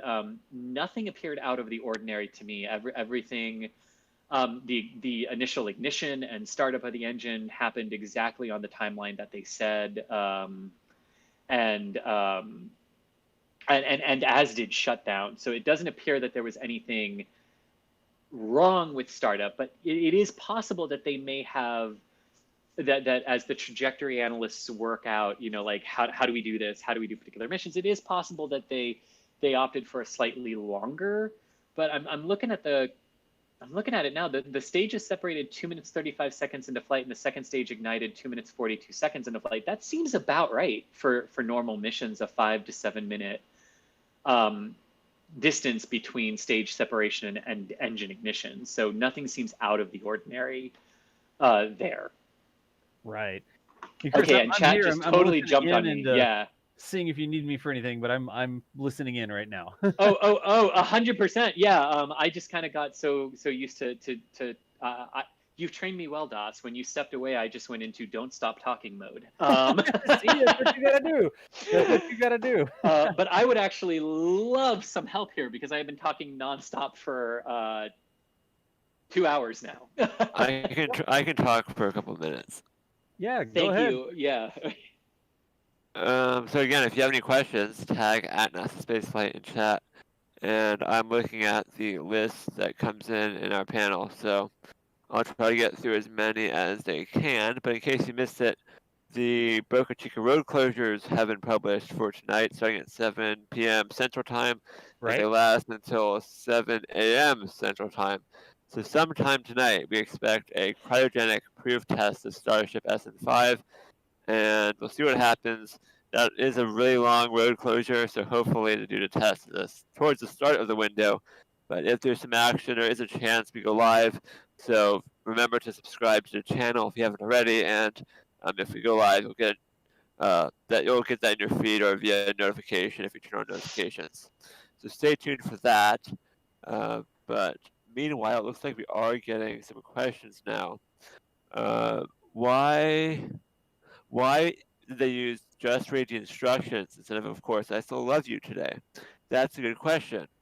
So, if you've been following along, SpaceX was originally supposed to launch a Starlink mission earlier this week, and that was supposed to use, of course, I still love you. So when that launch got scrubbed, or called off until next week, people were wondering why SpaceX did not just leave of course, I still love you out there because it was already there for the Starlink launch instead of sending just read the instructions all the way out, 500, 600 kilometers like it did. Well, of course, I still love you does not have the upgraded thrusters that just read the instructions has. The SpaceX prefers to use just read the instructions if possible, because when in strong currents, of course, I still love you's thrusters can overheat. So if you want the best chance of recovering your booster, just read the instructions is the better drone ship. So that's why we think that SpaceX decided to send out just read the instructions, even though, of course, I still love you was already pretty far out at sea.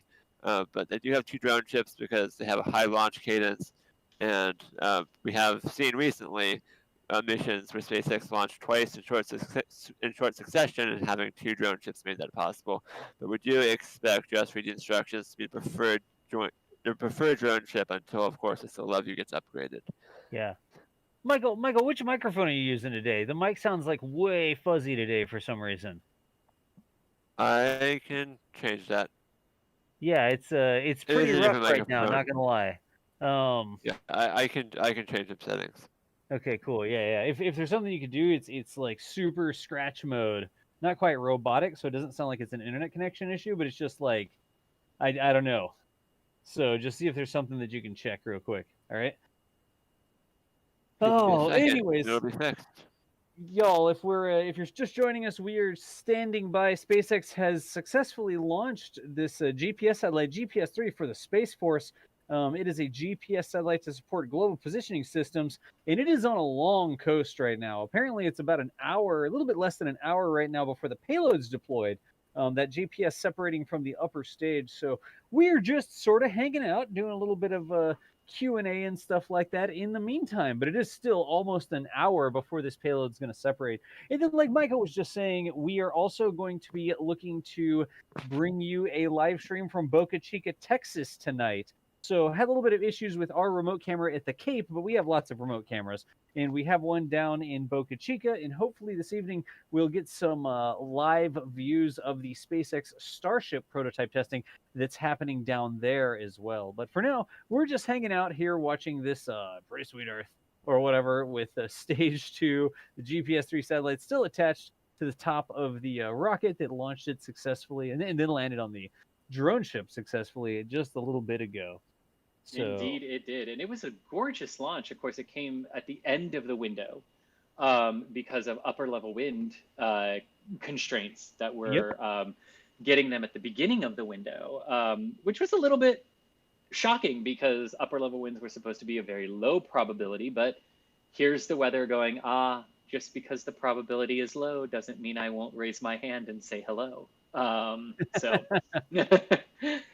But yeah, it was a good launch. It was a really good launch, and it did appear to beat the Florida weather quite nicely because I just got a lightning proximity alert on my phone. Oh, nice.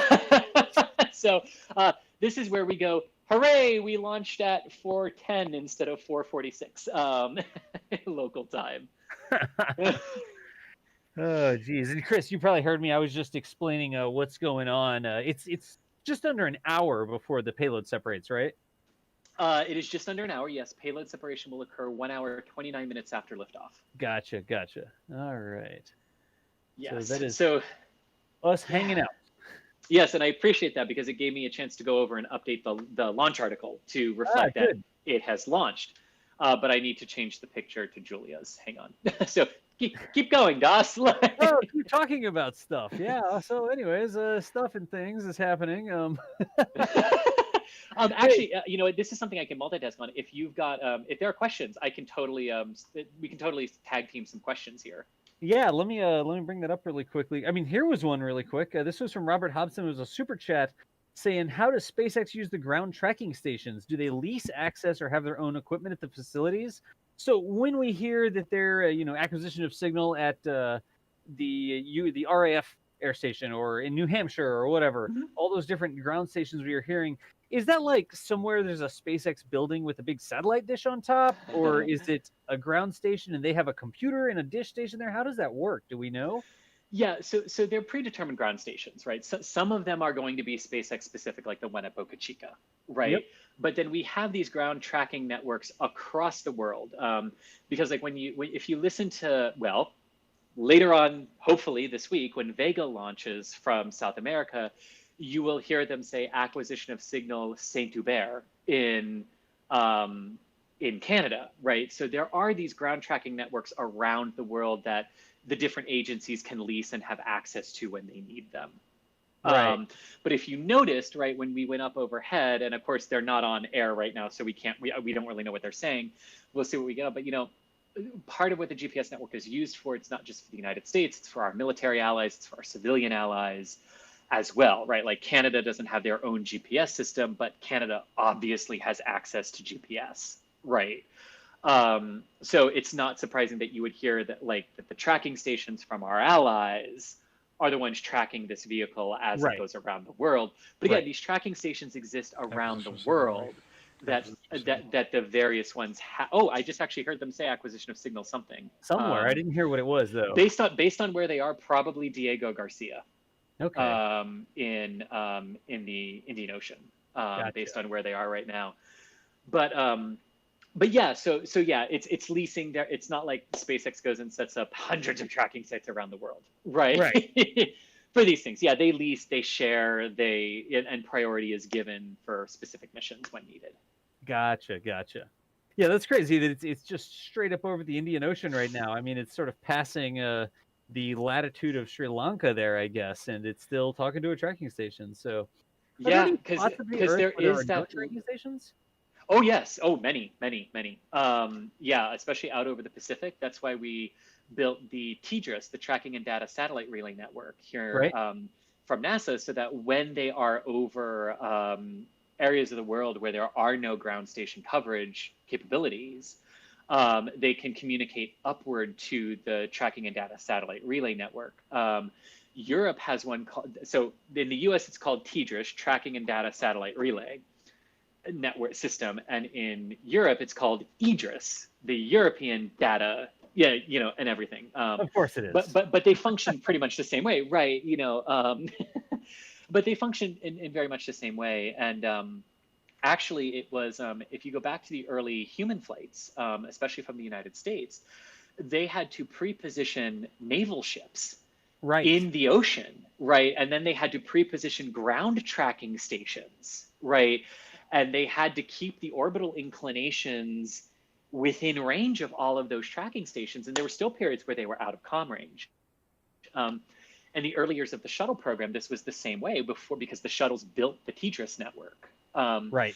So before they could build it, they were under the same thing where there were huge gaps in communication and coverage with missions. You know, we've taken the ability, we really do take the ability that we can communicate with all of our craft instantaneously, no matter where they are in orbit, except like if they're handing off between satellites for that like 10 seconds that they're actually transitioning.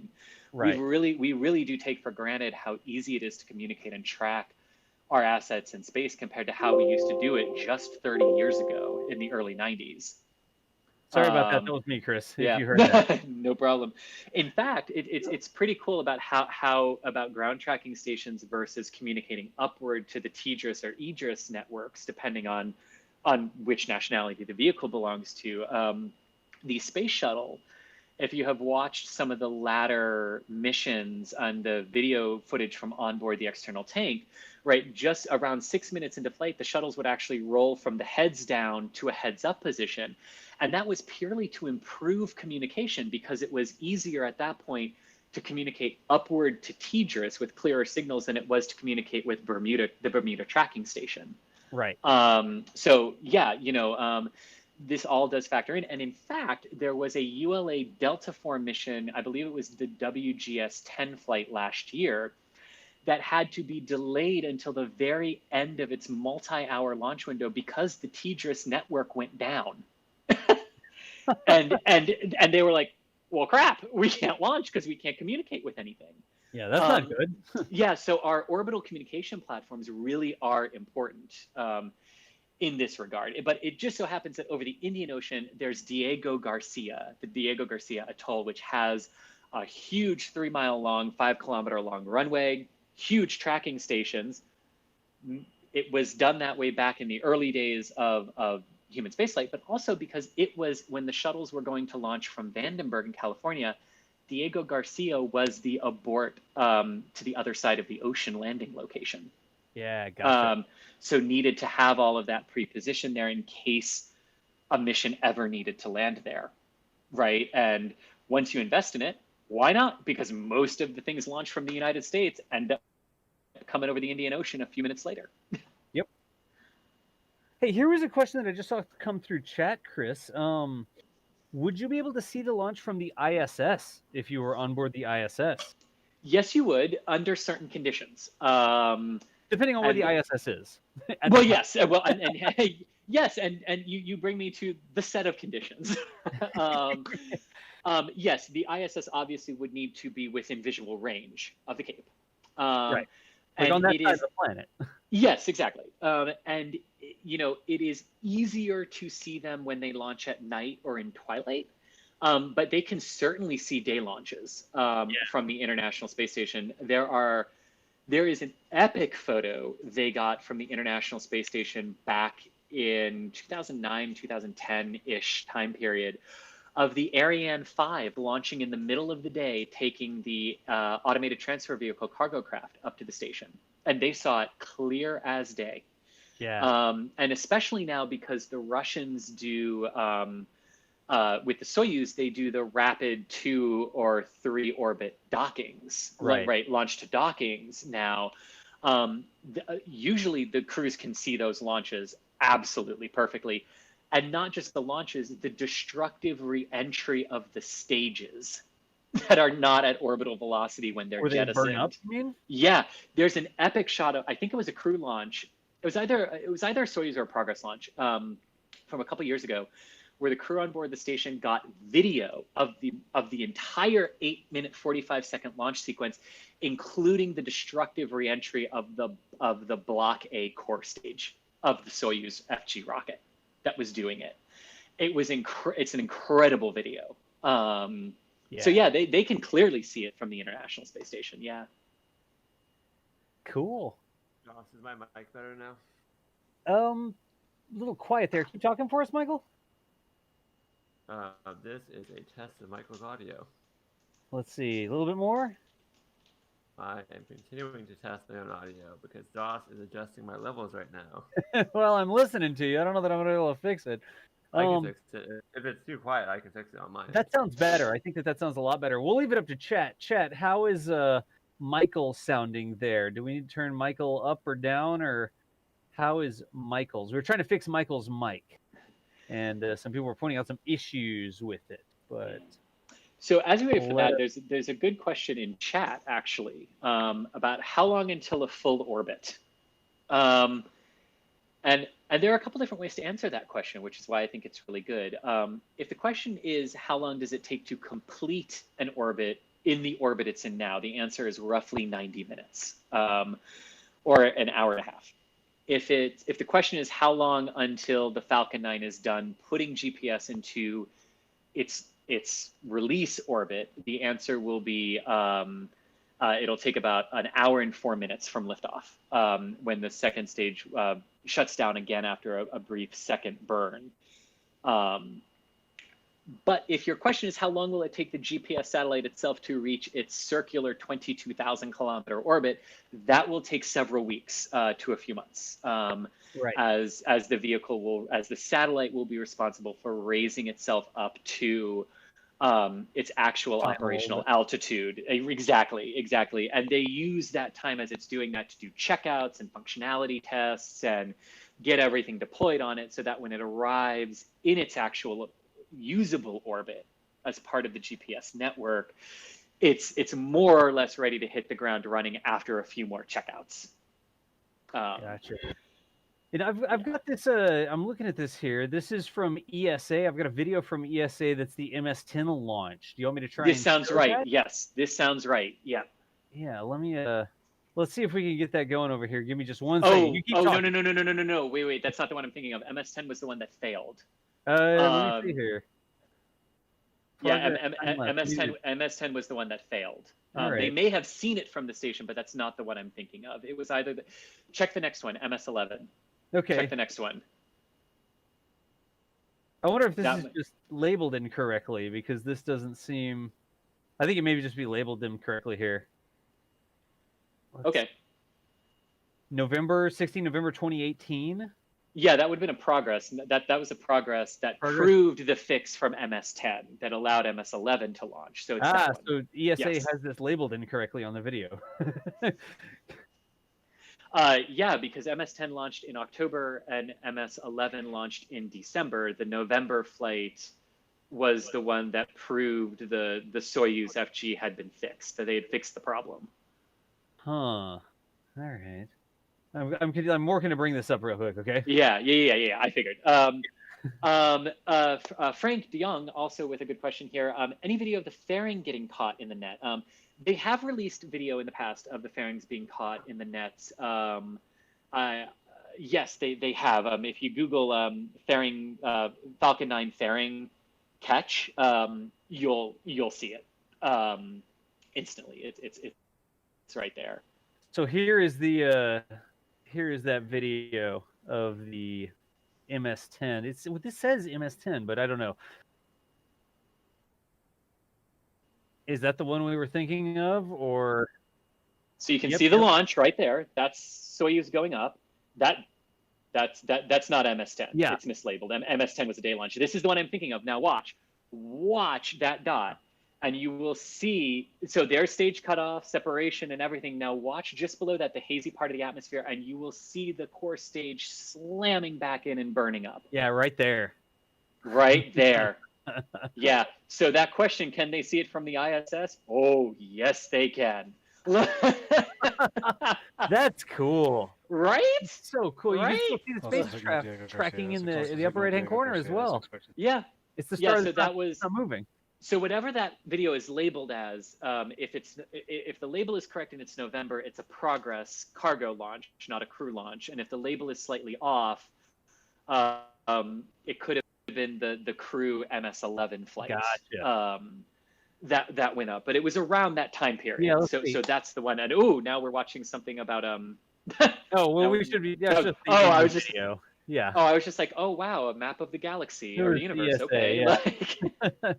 So that video specifically says time lapse of the Russian Progress MS-10 cargo spacecraft launched 16 November 2018. Taken from the International Space Station, was launched aboard a Soyuz rocket, blah blah blah blah blah blah blah. But that's what they've labeled the video as that I just Progress played. MS-10. Nope. Yeah, Progress MS-10 launched on Progress MS-10. Yeah, it's Progress MS-10. Launched in November? No, it's not. MS-10 Progress launched in June of 2019. So that video the video that's played was, when was that taken? I mean, it says time lapse of the Russian Progress MS-10 cargo spacecraft. Oh wait, no, sorry. The Wikipedia thing is just wrong. Sorry. Right. Something's wrong here. November 16th, Progress MS-10. That's right. Progress MS-10. Yep. something does not agree. In any event, Lord, I swear, I just pulled it up because I was like, I don't know if that's right or not. And in Wikipedia, the first thing that appears on the Google hit is for June. Like, and it's like, okay, no, like, whatever. Like, hey, chat, was that video, when I played that video, was that smooth? Was it choppy? Was it jerky? Like, how was that video? I may need to increase the bitrate on that source. But I was using the new thing that hopefully other people besides me can present with. But we may need to dial it in a little bit. That was me here playing the video locally, but sending it up to the server so that everybody could see it. So I'm curious on some feedback as to how that was while we're sort of hanging out. It was smooth? Yeah. All right. It was smooth. Yeah, it was smooth Good. my end too. Yeah, I had it on 1080p. Yeah. And it was very smooth. Yeah. Good deal. All right. Just some major news, not related to SpaceX, but sure. If you can you hear me now? First of all. Yes, I can hear you. Is the audio level good? I think it is now. Yes, I think I've boosted on my end. The Perseverance launch has slipped further to July 30th. Oh, good Lord. They've only got like 5 days left. No, well, there's more. They have slipped it until July 30th because of an issue that appeared during the wet dress rehearsal. They have extended the launch window until August 15th and are examining if the launch period may be extended further into August. Oh, okay, wow. I just have a question because I'm sure everyone has this question. They tell us point blank, oh, no, we have until the 4th of August. That's it. That's the window. Now, all of a sudden, it's the 15th. Now, all of a sudden, they're thinking they can extend it more. Why do they give us a 3-week launch window and tell us that's it, and then all of a sudden magically go, oh, just kidding, we actually have more time? Like, how do they just go magically find time to launch to Mars after they've told us the window closes? They took a couple bolts off, lightened the payload a little bit, took out the rear seats. Well, yeah, I mean, because we always hear about these very short interplanetary windows. And then it seems like every time we get into this, NASA just has to end up admitting that there's actually more window than they've ended up telling us there is. I wonder go ahead, Michael. I was going to say, I wonder if it's the type of thing where they can extend the window, but when they extend the window, they end up with less margin if Atlas were to underperform or something. Or there's other less than ideal circumstances associated with the mission being launched at that time. I don't know. There might be like trade-offs associated with it. Maybe. I mean, this is going to be the first and foremost question that gets asked at these briefings: is how do you find 3 extra weeks in an interplanetary launch window after telling us that's it? Like, the most concerning part is the press release says a liquid oxygen sensor line presented off-nominal data during the wet dress rehearsal. An additional time is needed for the team to inspect and evaluate. So they don't even know how long it's in. They haven't even said, okay, the problem's this, and we'll have it fixed by then. They're still evaluating the problem. Wow. So who knows how long it's actually going to take to fix. It's their double secret bonus window. Wow. That's built into every launch, the double secret bonus window. It's a special United Launch Alliance thing. Yeah. They do that. You know, it's worth noting right now, though, that the other 2 Mars missions on the docket for this year are progressing right on schedule toward their launch windows. Al-Amal from the United Arab Emirates launching on a Japanese rocket. The H-2A rocket is set to go in the middle of July. That date has held rock solid for many, many months at this point. And the China mission to Mars has also held rock solid on its date. So it appears to be that Perseverance is the only one having issues. And it's important to point point out that it's not, two of the major delays now have been because of the Atlas. And only one has been, if I'm remembering the release correctly, only one has been because of a payload encapsulation thing that pushed it from the 20th to the 22nd. But this is now two quite major problems for the Atlas V that have pushed us very, very far into a very, very short window that they seem to miraculously be finding new days for. I guess we should just look at that SpaceX rocket that sent that mission to Mars. Oh, wait. That's right. Wait.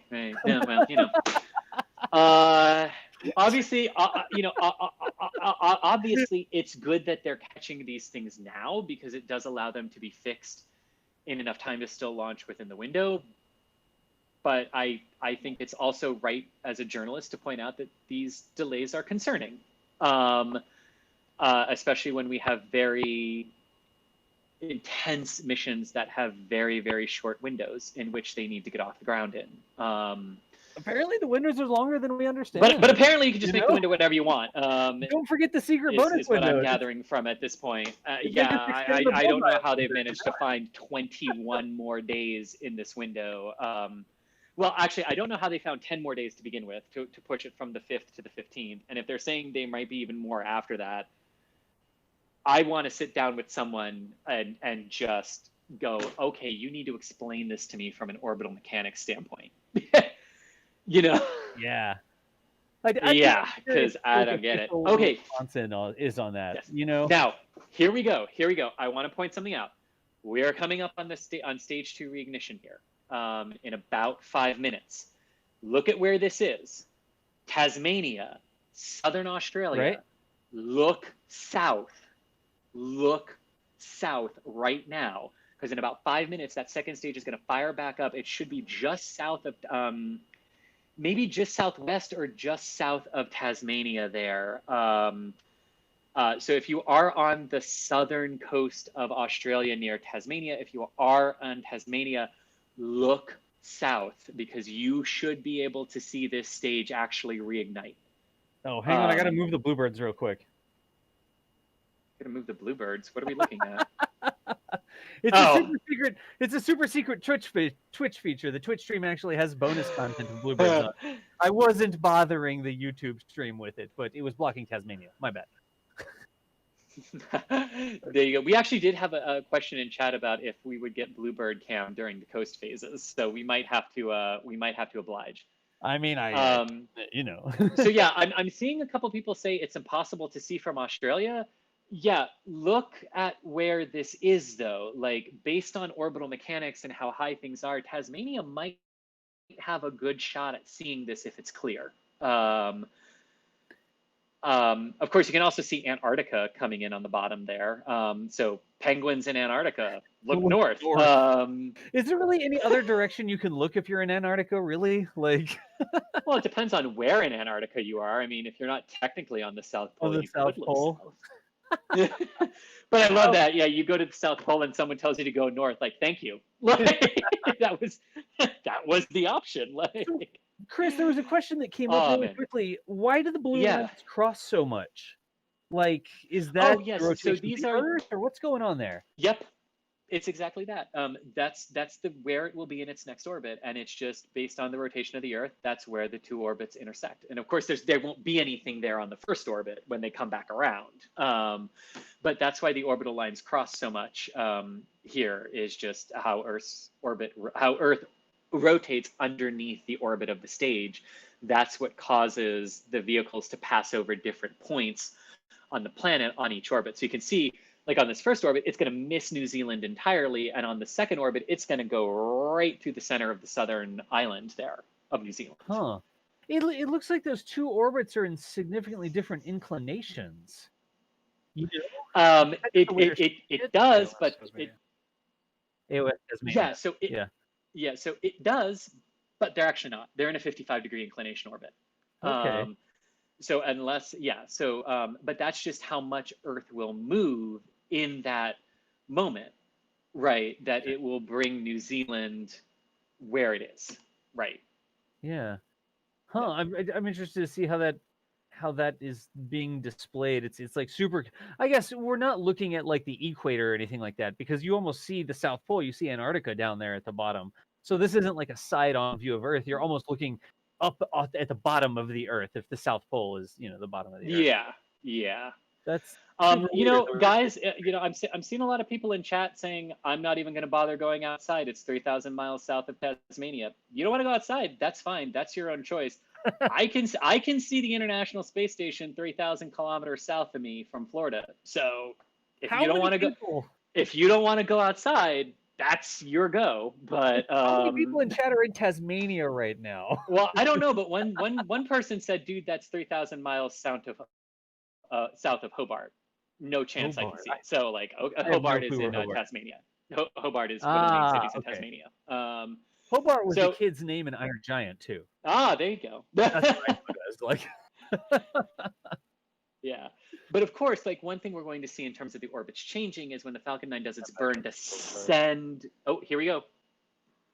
Let's watch the ignition of the second stage here.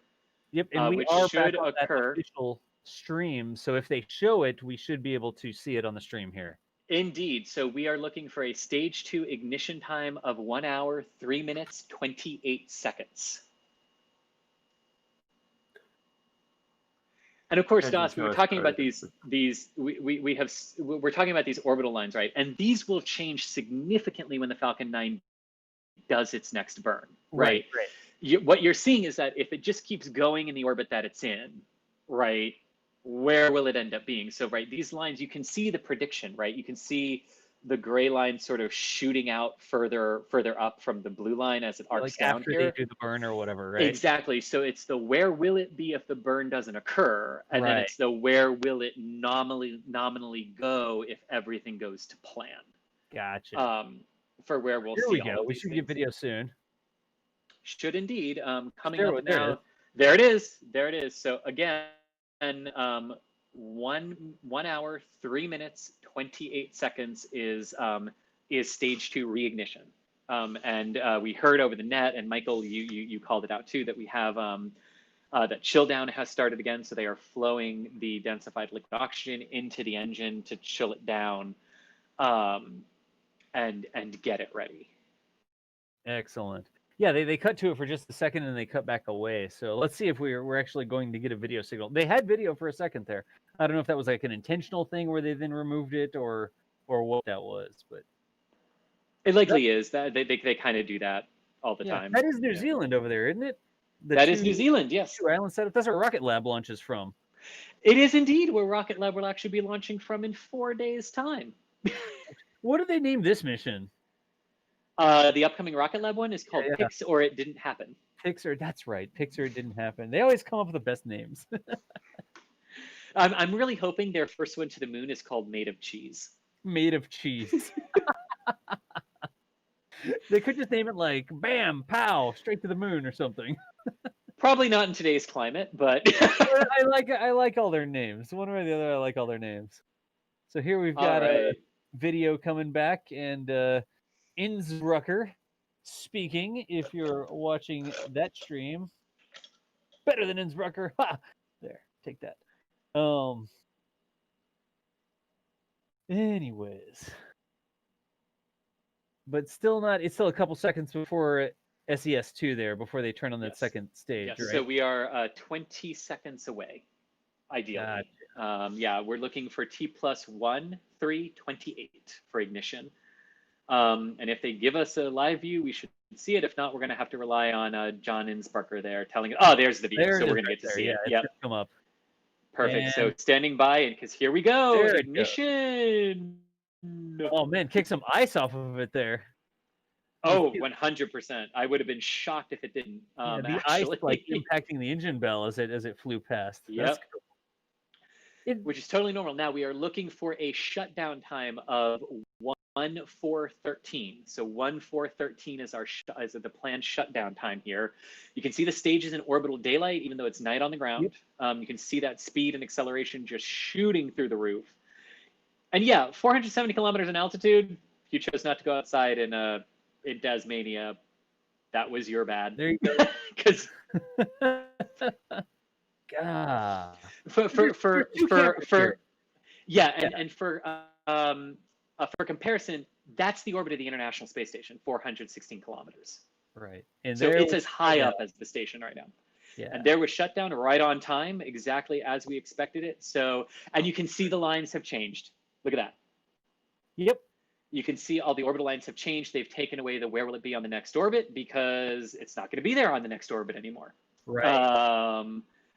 Yeah, so now we're in our coast and we're going up pretty high. So yeah, we're going to now stand by because we are now about 25 minutes away from spacecraft separation. Gotcha. So again, they're in a 55-degree inclination orbit, north and south of the equator, and they'll be arcing up over the Pacific now, and they should be coming up over Mexico and Texas as they track as their next orbital ground track happens. Right. But by increasing the velocity and increasing the orbital altitude here of apoapsis of the farthest point from Earth's surface, this has greatly increased the orbital time to complete one orbit. So what we were saying, right, about like the orbit they were in initially takes about 90 minutes to complete. The orbit they're in now takes more than 90 minutes to complete. Yeah. Because you can see that altitude just picking upward now. Yep. Which is exactly what we want to see. You see the speed go down as the altitude goes up. The rocket at this point, like the rocket and the satellite, have a specific amount of energy that they've gotten by blowing up the fuel and throwing it out the back, right? And so right now you see the spacecraft is actually trading kinetic energy, which is speed, for potential energy, which is altitude in this case. The higher you get above the planet, the more energy you have stored as potential energy, and the lower your speed is going to be. So the spacecraft's speed is not, or the spacecraft's energy is not changing, but the balance of kinetic versus potential energy is sort of shifting from one side to the other. And then, like you were saying just now, Chris, when you get all the way up to the apoapsis, that's the highest point in its trajectory or its orbit, then the balance is going to start going the other way, and it'll start falling back down closer to the planet, not necessarily going to impact the planet. It's going to fall back but miss, basically. And you'll see that altitude start to go down and the speed start to increase. So this is something that we do in Kerbal all the time. It's a cool thing about the way that orbits work. Once you get a spacecraft going, assuming that your engines are off, you're not going through the atmosphere, like you're not changing the energy, you've got a specific amount of energy that's been put into that orbit, and that energy is going to be balanced between the altitude, the potential energy, and the speed, the kinetic energy. But the total energy is still the same as long as there are no outside forces acting on it. I just thought that that's really cool the way that that works. Yeah, I mean, it really is, because I mean, it's so funny when you do see them start to gain velocity as they come back down, right? Yep. But the orbit will remain the same unless you fire an engine. Yep, or hit the atmosphere, get some drag. Or hit the atmosphere, yes. Gravity perturbations around the moon, yada, that sort of stuff. But it's really cool. A lot of people look at it and they're like, oh, it's falling back to the Earth. Oh, look at that. After it passes apoapsis, you're going to expect the altitude to go down for the second stage or whatever. But it's not that it's falling and it's going to crash. It's just how orbits work. There's a highest point, the apoapsis, the lowest point, the periapsis. I like periscope. Doesn't periscope, like on a submarine, being below? I don't know. Yeah, the way I remember it in orbital mechanics is, or the way I learned it first in orbital mechanics, was periapsis begins with P. P is proximity, closest approach. So that's how I remember it. Yeah. I always just say periscopes are like underwater, so it's lower. Well, that too. I'm not sure that's completely oh, the little ways we remember things. Hey, Michael, a question for you. Do we have the hazard notices for the second stage debris impact points when it comes back into the atmosphere when they deorbit it? I'm not sure. I can check. Okay. Yeah, because what they did on the first GPS mission, if memory serves, is it was about 6 hours after launch, they fired up that engine again at apoapsis and deorbited, so that the stage would come back into the atmosphere and would not remain in this highly elliptical orbit, which would take a long time to decay naturally. Right. Yeah. So, and again, like on these long coast missions, like we're talking about, right, where that gray stripe comes in handy. You have a long coast to get to spacecraft separation and reignition, but you even have a longer coast to get to your deorbit burn. So that's another consideration for having that gray stripe on there again today. Yeah, Michael. Yeah, the orbit is off the southern coast of Africa. Off the southern coast of Africa. How long after launch do we know? Someone would have to do the math to find out when the orbit trajectory aligns with that hazard zone. But Okay. I'm looking to see if anybody on the forums was kind Is it on enough to. It's on. Is it on a descending node? Yes, barely. It's kind of where it starts to curving back up. Oh, okay. That should be But it is 4.5. That should be 4.5, 5 hours then, ish. Yeah. After liftoff. Well, if we were in a circular orbit, which we're not, so probably longer. Then yeah, maybe 6 or 7 hours after liftoff, maybe based on that. Yeah. Oh, Quantum Spin has a good question. Yeah, what gray line or gray stripe? There's a gray stripe on the second stage of the Falcon 9 that helps with passive thermal and temperature control for the propellants in the second stage for the reignitions of the stages, both to boost it to the orbit that it's in now for spacecraft separation, and then later in the day to fire that engine again to deorbit the stage and bring it back into the atmosphere so it doesn't stay up there as space junk. Yeah, here you go, Chris. I'll show it real quick. Yeah, we're gonna pop it up on there. We also had another question earlier on that I did catch that asked why doesn't SpaceX use Starship and Super Heavy to launch Starlinks and missions like this? And the simple answer is it doesn't exist yet. So that's why they are not. But there are definitely plans to use Starship and Super Heavy to launch Starlink missions as well. But that on your screen that was just on your screen was the gray stripe. I know. I looked right as I started talking. But that's the gray stripe that we're talking about for thermal control. Gotcha. And everything. And in our Discord, we have the map of the hazard zones. Ah, cool. I can bring that up as well then. Yeah, and it looks like they are between 6 to 7, or 6.5 to 7.5, approximately, hours until into the mission. So quite a bit of time. That will help SpaceX get more data with the long duration coast to the second stage, because they do have a mission coming up for the Space Force on the Falcon Heavy. That will be a direct insertion to geostationary orbit. So that will have the long coast and then a final burn to insert the satellite into its final orbit. Right. Yeah. So the first image here, this was the launch hazard area, where the launch hazard area just off the coast of Florida, and then the landing area for the drone ship. And then the second image, that's where the second stage should come down just off the southern coast of Africa there, right? Oh, yeah, just off just off South Africa, actually, yeah. Yeah. Yep. Yeah, and that's a descent. Yeah, so that's perfect. Actually, Cool. in chat, Philip Whitehouse, I see your clarification that the question was why not Falcon Heavy. I don't know the question we were answering though that you're asking about Falcon Heavy for. So can you clarify that? Because if it was the Starlink one, there was definitely a question further up chat. Maybe two people asked totally different questions, but there was a question further up in chat about why aren't they using Super Heavy for Starlink launches. So if the question is also why aren't they using Falcon Heavy for Starlink launches, it's actually because they don't need to. They can't fit that many more Starlinks inside the payload fairing of the Falcon 9. And the Falcon 9 Falcon Heavy payload fairings are identical right now. So you wouldn't gain anything by launching on a Falcon Heavy, actually. And since you can recover the Falcon 9 just fine on a Starlink launch, there's no reason to go do the added risk of putting Starlinks needlessly on a Falcon Heavy in that regard. And I say needlessly because you don't gain anything. You can't really bring a substantial number more of them up in that payload fairing to make the cost benefit analysis work on that. And remember too, like as great as Falcon Heavy has been in its first 3 flights, right? It is a lot of risk strapping 27 engines together.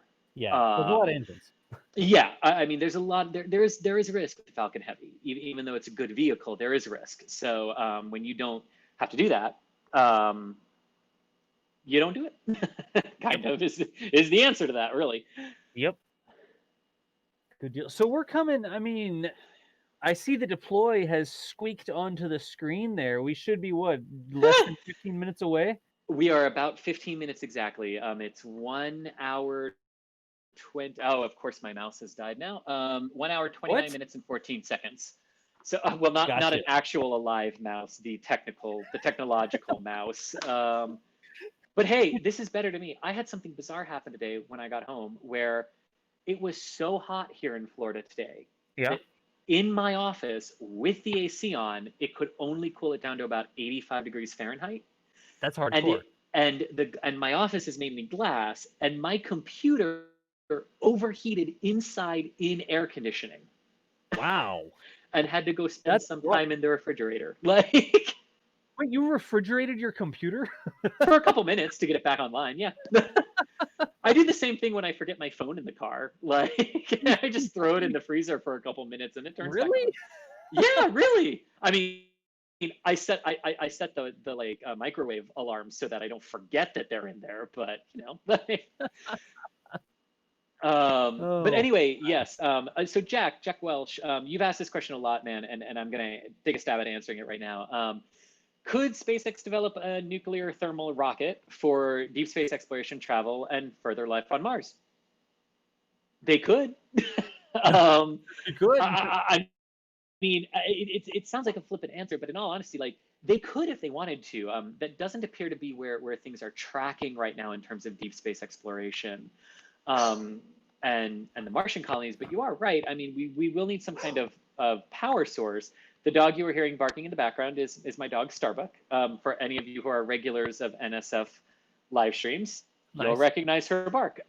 She is named Starbuck after Kara Thrace's character in Battlestar Galactica, so it fits that she barks on space live streams. Space live streams. But yeah, the whole idea about nuclear thermal propulsion is certainly something that is still being investigated. We'll obviously need power sources once we're on Mars, but I don't think that's really how it's necessarily going right now.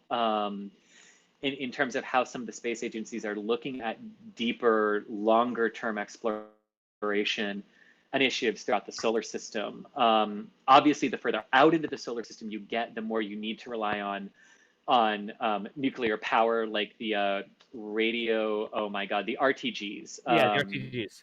Yeah, the RTGs that are on the Voyagers. They're nuclear thermal power, and they're still operating 40 some odd years after. I mean, Lord, almost coming up on. My Lord, like, those things have been going for so long, and yeah, like yeah, launched in the late 1970s. And, we will obviously need those the further out into the solar system we push, because Jupiter is about as far out as we can get relying on solar power collected through solar arrays. Right. And even then you need huge solar arrays. Like you look at the Juno spacecraft, right? Yep, I mean, most of it is solar arrays. And anything beyond that, you do need nuclear thermal energy for. But I think for Mars, I mean, again, without concrete plans, it's hard to say one way or another. I can't imagine they haven't looked at that, but I do think we're going more towards solar and stuff that will produce carbon into the atmosphere, because as we know from our own planet, the more carbon dioxide you pump into the atmosphere, the more you can affect climate change. And while we don't necessarily want to do that on Earth, well, I shouldn't say necessarily, while we don't want to do that on Earth, because it is currently our only planet, and we don't want to throw it out of bounds of being habitable for us, actually pumping carbon dioxide into the atmosphere of Mars is a way to potentially start to terraform it, to make it more hospitable for human life. So trade-offs either way, but how it's going to end up going, I don't know, but it's a good question. And I know you asked that a lot, and I'm sorry we didn't get to it earlier, but that is the answer. Cool. Do we have any other questions that have popped into the queue so far? Yeah, Michael? Let's see here. Continuing to check that. Did we answer one about Bob and Doug? Oh, there was one about Bob and Doug? No, we have not, I don't think. Wondering when they're going to return. And the answer to that is no earlier than August 2nd. Yes. Gotcha. And which would make sense for a lot of reasons as we wait for Payload to play. Early August to mid-August would make a lot of sense. The early August windows allow for what we call ascending node daytime landings in the Gulf of Mexico or the Atlantic Ocean. And given that this is the first crew flight of Crew Dragon, usually those first landings are, they try to constrain them to daytime as much as possible, because you just get a lot better information, right, when you can visually track the vehicle. Right. That way, though a daytime landing, we do understand, is not a mandate. It's just probably what they're headed for, because it's always best to do things for the first time in daylight when you can, when orbital mechanics allow. And the great thing about landing is you can kind of just simply wait out Earth's rotation to get you a daytime landing. But mid-August would also allow for both ascending and descending node daytime landings. So when we talk about ascending landing, we mean that Dragon would track over Central America, Cuba, the Yucatan area, over the Florida Peninsula, and splash down off either Cape Canaveral, Daytona, or Jacksonville if they target the Atlantic recovery zones. And if they target the Gulf recovery zones, they would splash down either in the Tampa Bay recovery area or the Pensacola, Big Bend area of Florida recovery zones. They do have multiple ones, so that if on landing day, let's say they're targeting the one off the coast of Daytona Beach or Cape Canaveral and weather is bad, they can shoot up the coast of Jacksonville, or they can shoot to the other side of the state and land in the Gulf, right? So that's why we have the multiple landing targets there. And if we talk about descending node reentries, that would bring Dragon in over some of the southern, some of the southwestern Canadian provinces like British Columbia, and then over the heartland of the United States as it arcs down toward Florida. Yeah, Chris, I'm gonna draw this real quick, okay? Let me go ahead, and I'm going to keep talking as you draw it. Actually, yeah, sure. I'm just gonna see if I can show the difference between an ascending and descending node here, right? So here's Earth, right? And if we have an ascending node, that would be coming up basically from south to north like this. Did you say that was going to be in the Gulf of Mexico or on the Atlantic Ocean side? It would be timed so that they could target either the Atlantic or the Pacific, either the Atlantic or the Gulf. This is rough, okay? This is, I don't know that I'm going to get the inclination exactly right here, but it would look like something like that, right?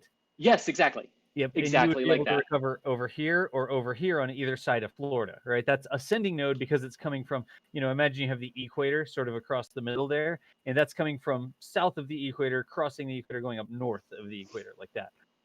If we were on the descending node, it would look like this. That would be them coming down like that. And is that the same sort of deal? Like you target one side or the other, or is that you only target the part? Exactly.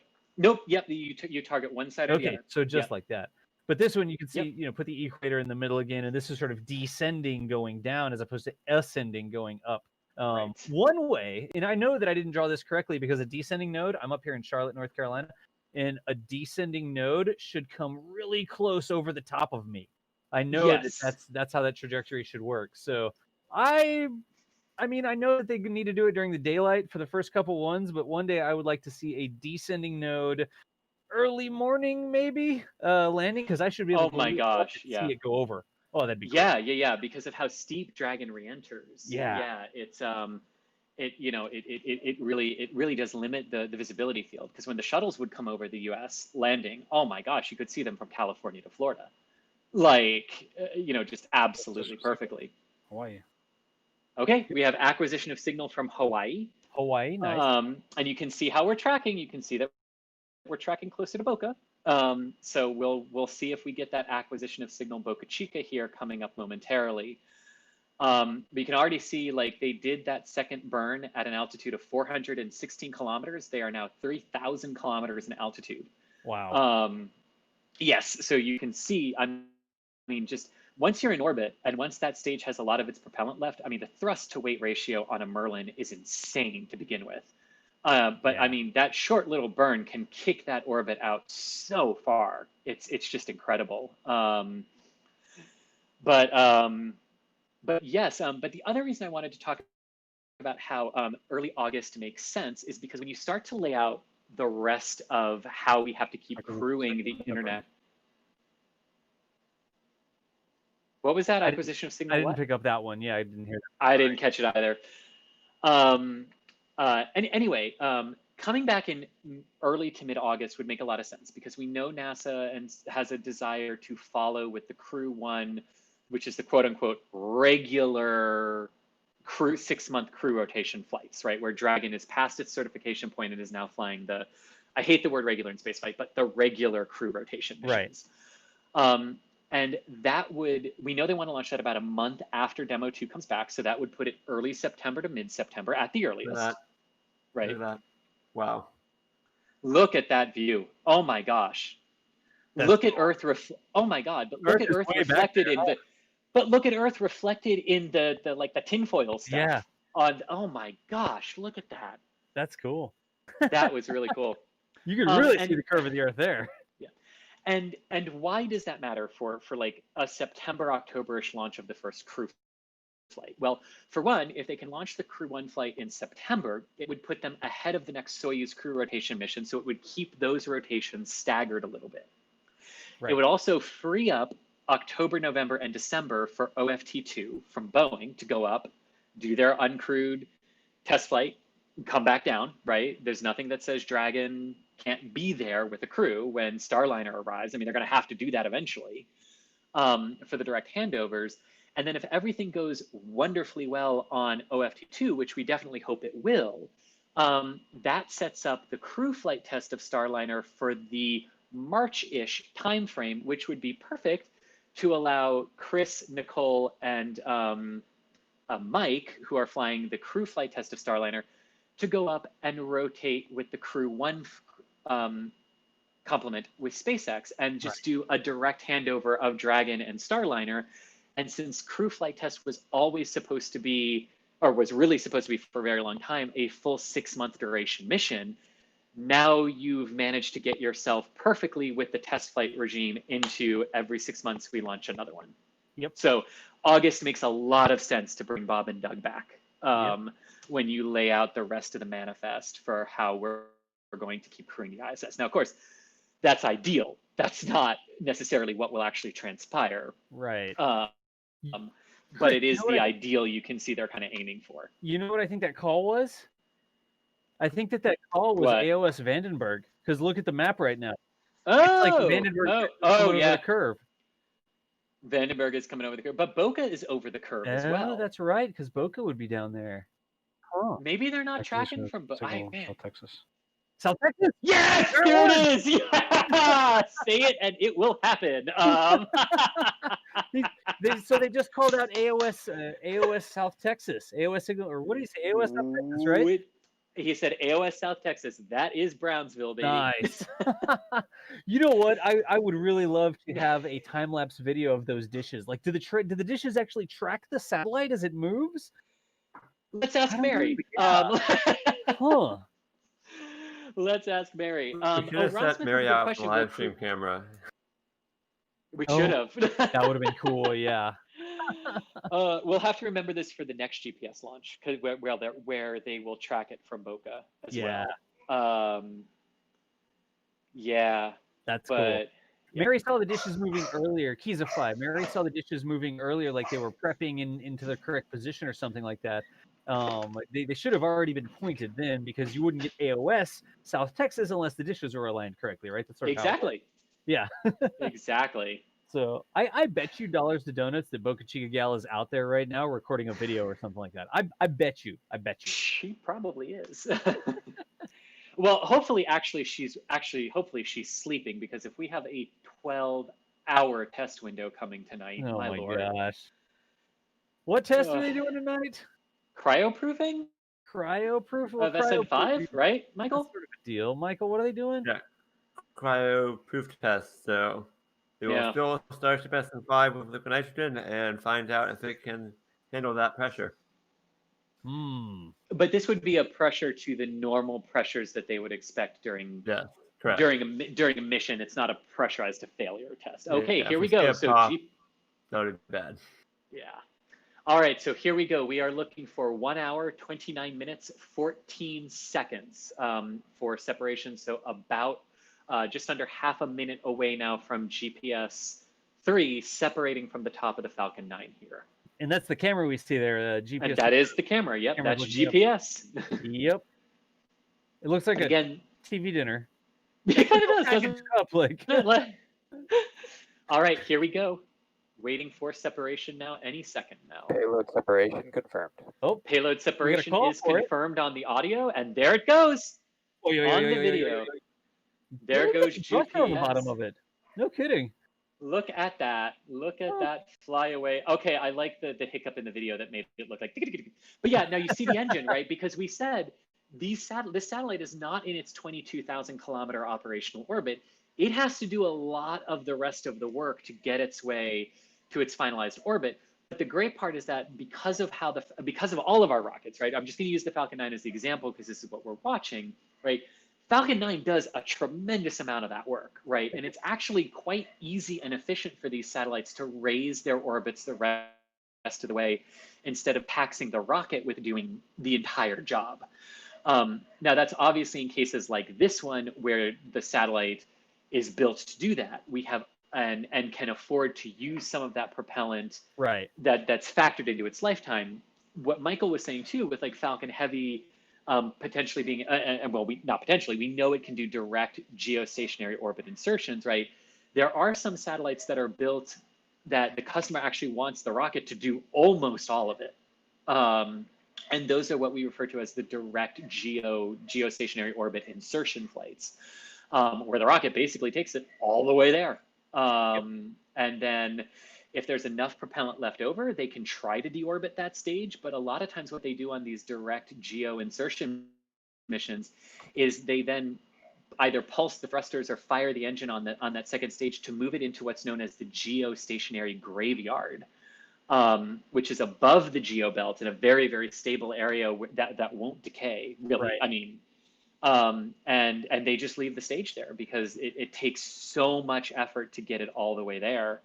That's what we've got. But there you have it, folks. That was a wonderfully successful and complete mission of the Falcon 9 to deliver the third GPS-3 satellite into its initial transfer orbit to MEO, which is medium Earth orbit. Nice. So yes, we have MEO, LEO, and GEO, and then HEO when we go beyond GEO. So yes, we. Apparently, I don't have a force on this. I don't have an overlay force source on this. I'm working on it. No, I need to fix it anyways, Michael. Let me just. I'll fix it. But that was. But anyway, that was a wonderfully epic and gorgeous launch of the Falcon 9 today. It beat some of the weather here in Florida. It's actually about to start raining at my house. Oh, really? So wonderful launch for SpaceX, closing out a 3-mission month here for them and closing out an incredible first half of 2020 for SpaceX as well. It is worth noting that as of tomorrow, we are in the second half of the year. I think we can all agree, hallelujah on that one, because man, has the first half been a lot. But for SpaceX too, let's just take a moment to recap what they have done. They have launched Starlinks. They have launched Starlinks 2, 3, 4, 5, 6, 7, and 8.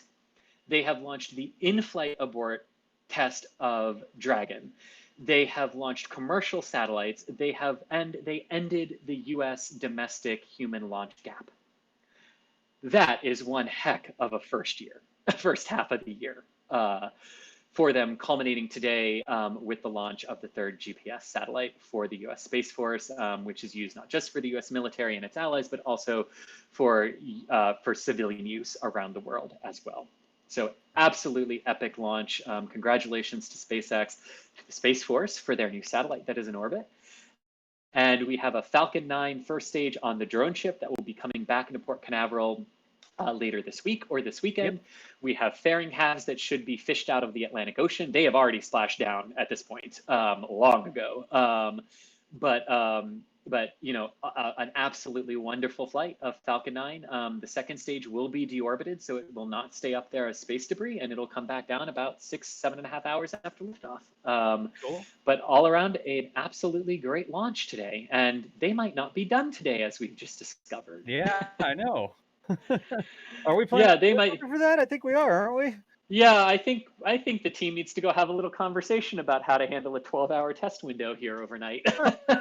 I don't think we're the problem. I think Mary is the one who's being out there for 12 hours is a long time for her to be out there. Well, for everyone involved. But yes, for everyone, thank you so much for joining us. To everyone who contributed super chats, thank you so much. We very much appreciate them. As I said, our super chats and our memberships to this channel are largely what allow us to bring you this coverage. Our coverage was a little weird today because we had some malfunctioning live streaming equipment, so we unfortunately weren't able to bring you our view of it. But those views that you do expect from Boca Chica, from the camera that Mary has, from the Cape, the camera that Julia and I have, this is all made possible by the channel memberships and the super chats and everything like that. So we really, really do appreciate every single one of you who helps out NASA spaceflight and who contributes to us. It's our passion, it's our dream, and I know I say this all the time, but I always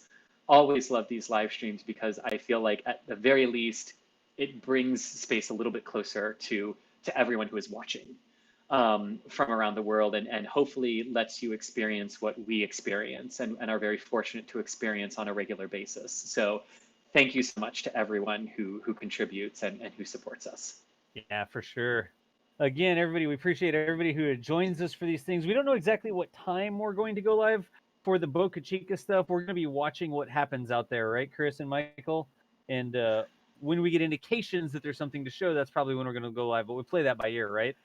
Yeah, earliest possible. I would say the earliest possible time we would go live would probably be an hour or two into the test window because they usually do not start testing right away.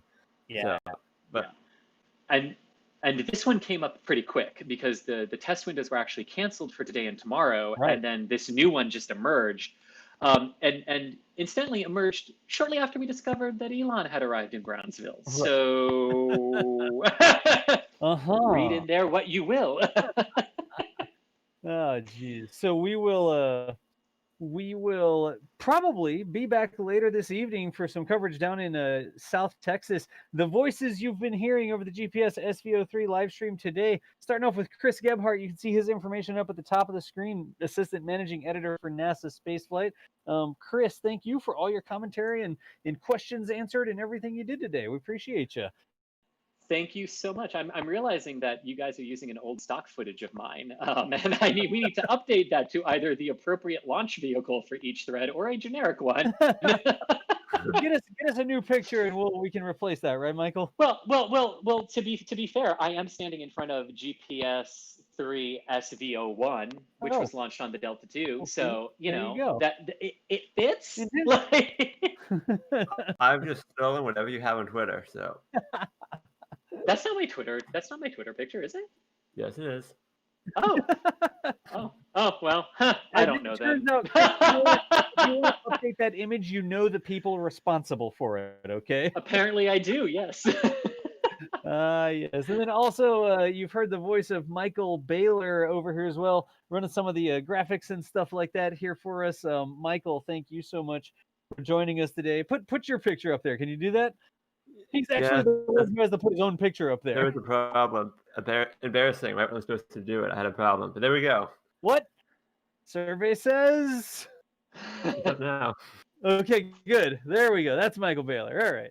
It says reporter. You really need to update that because it says reporter. It should be reporter and live stream backend extraordinaire. I don't know what to say. Yes, something like that. Yes. But we need to consent a shorter title than that, though. Something condensed. Can't you just? Well, we're all writers. I think we can come up with something. Yeah. So that's Michael Baylor, Next Spaceflight over there on Twitter. Chris Gebhardt was ChrisG_NSF.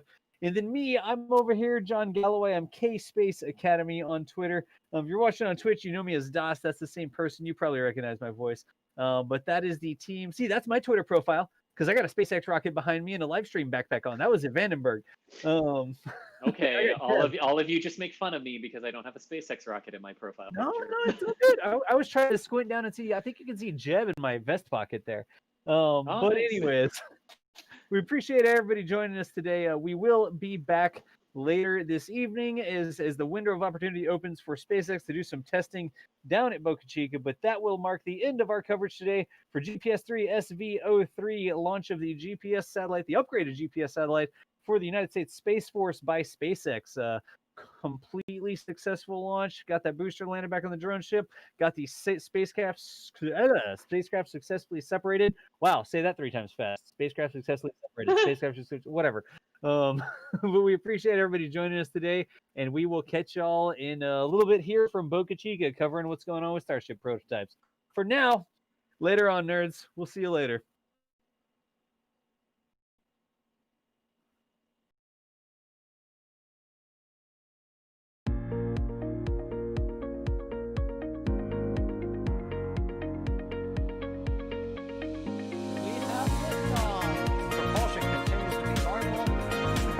Chamber pressure looks good.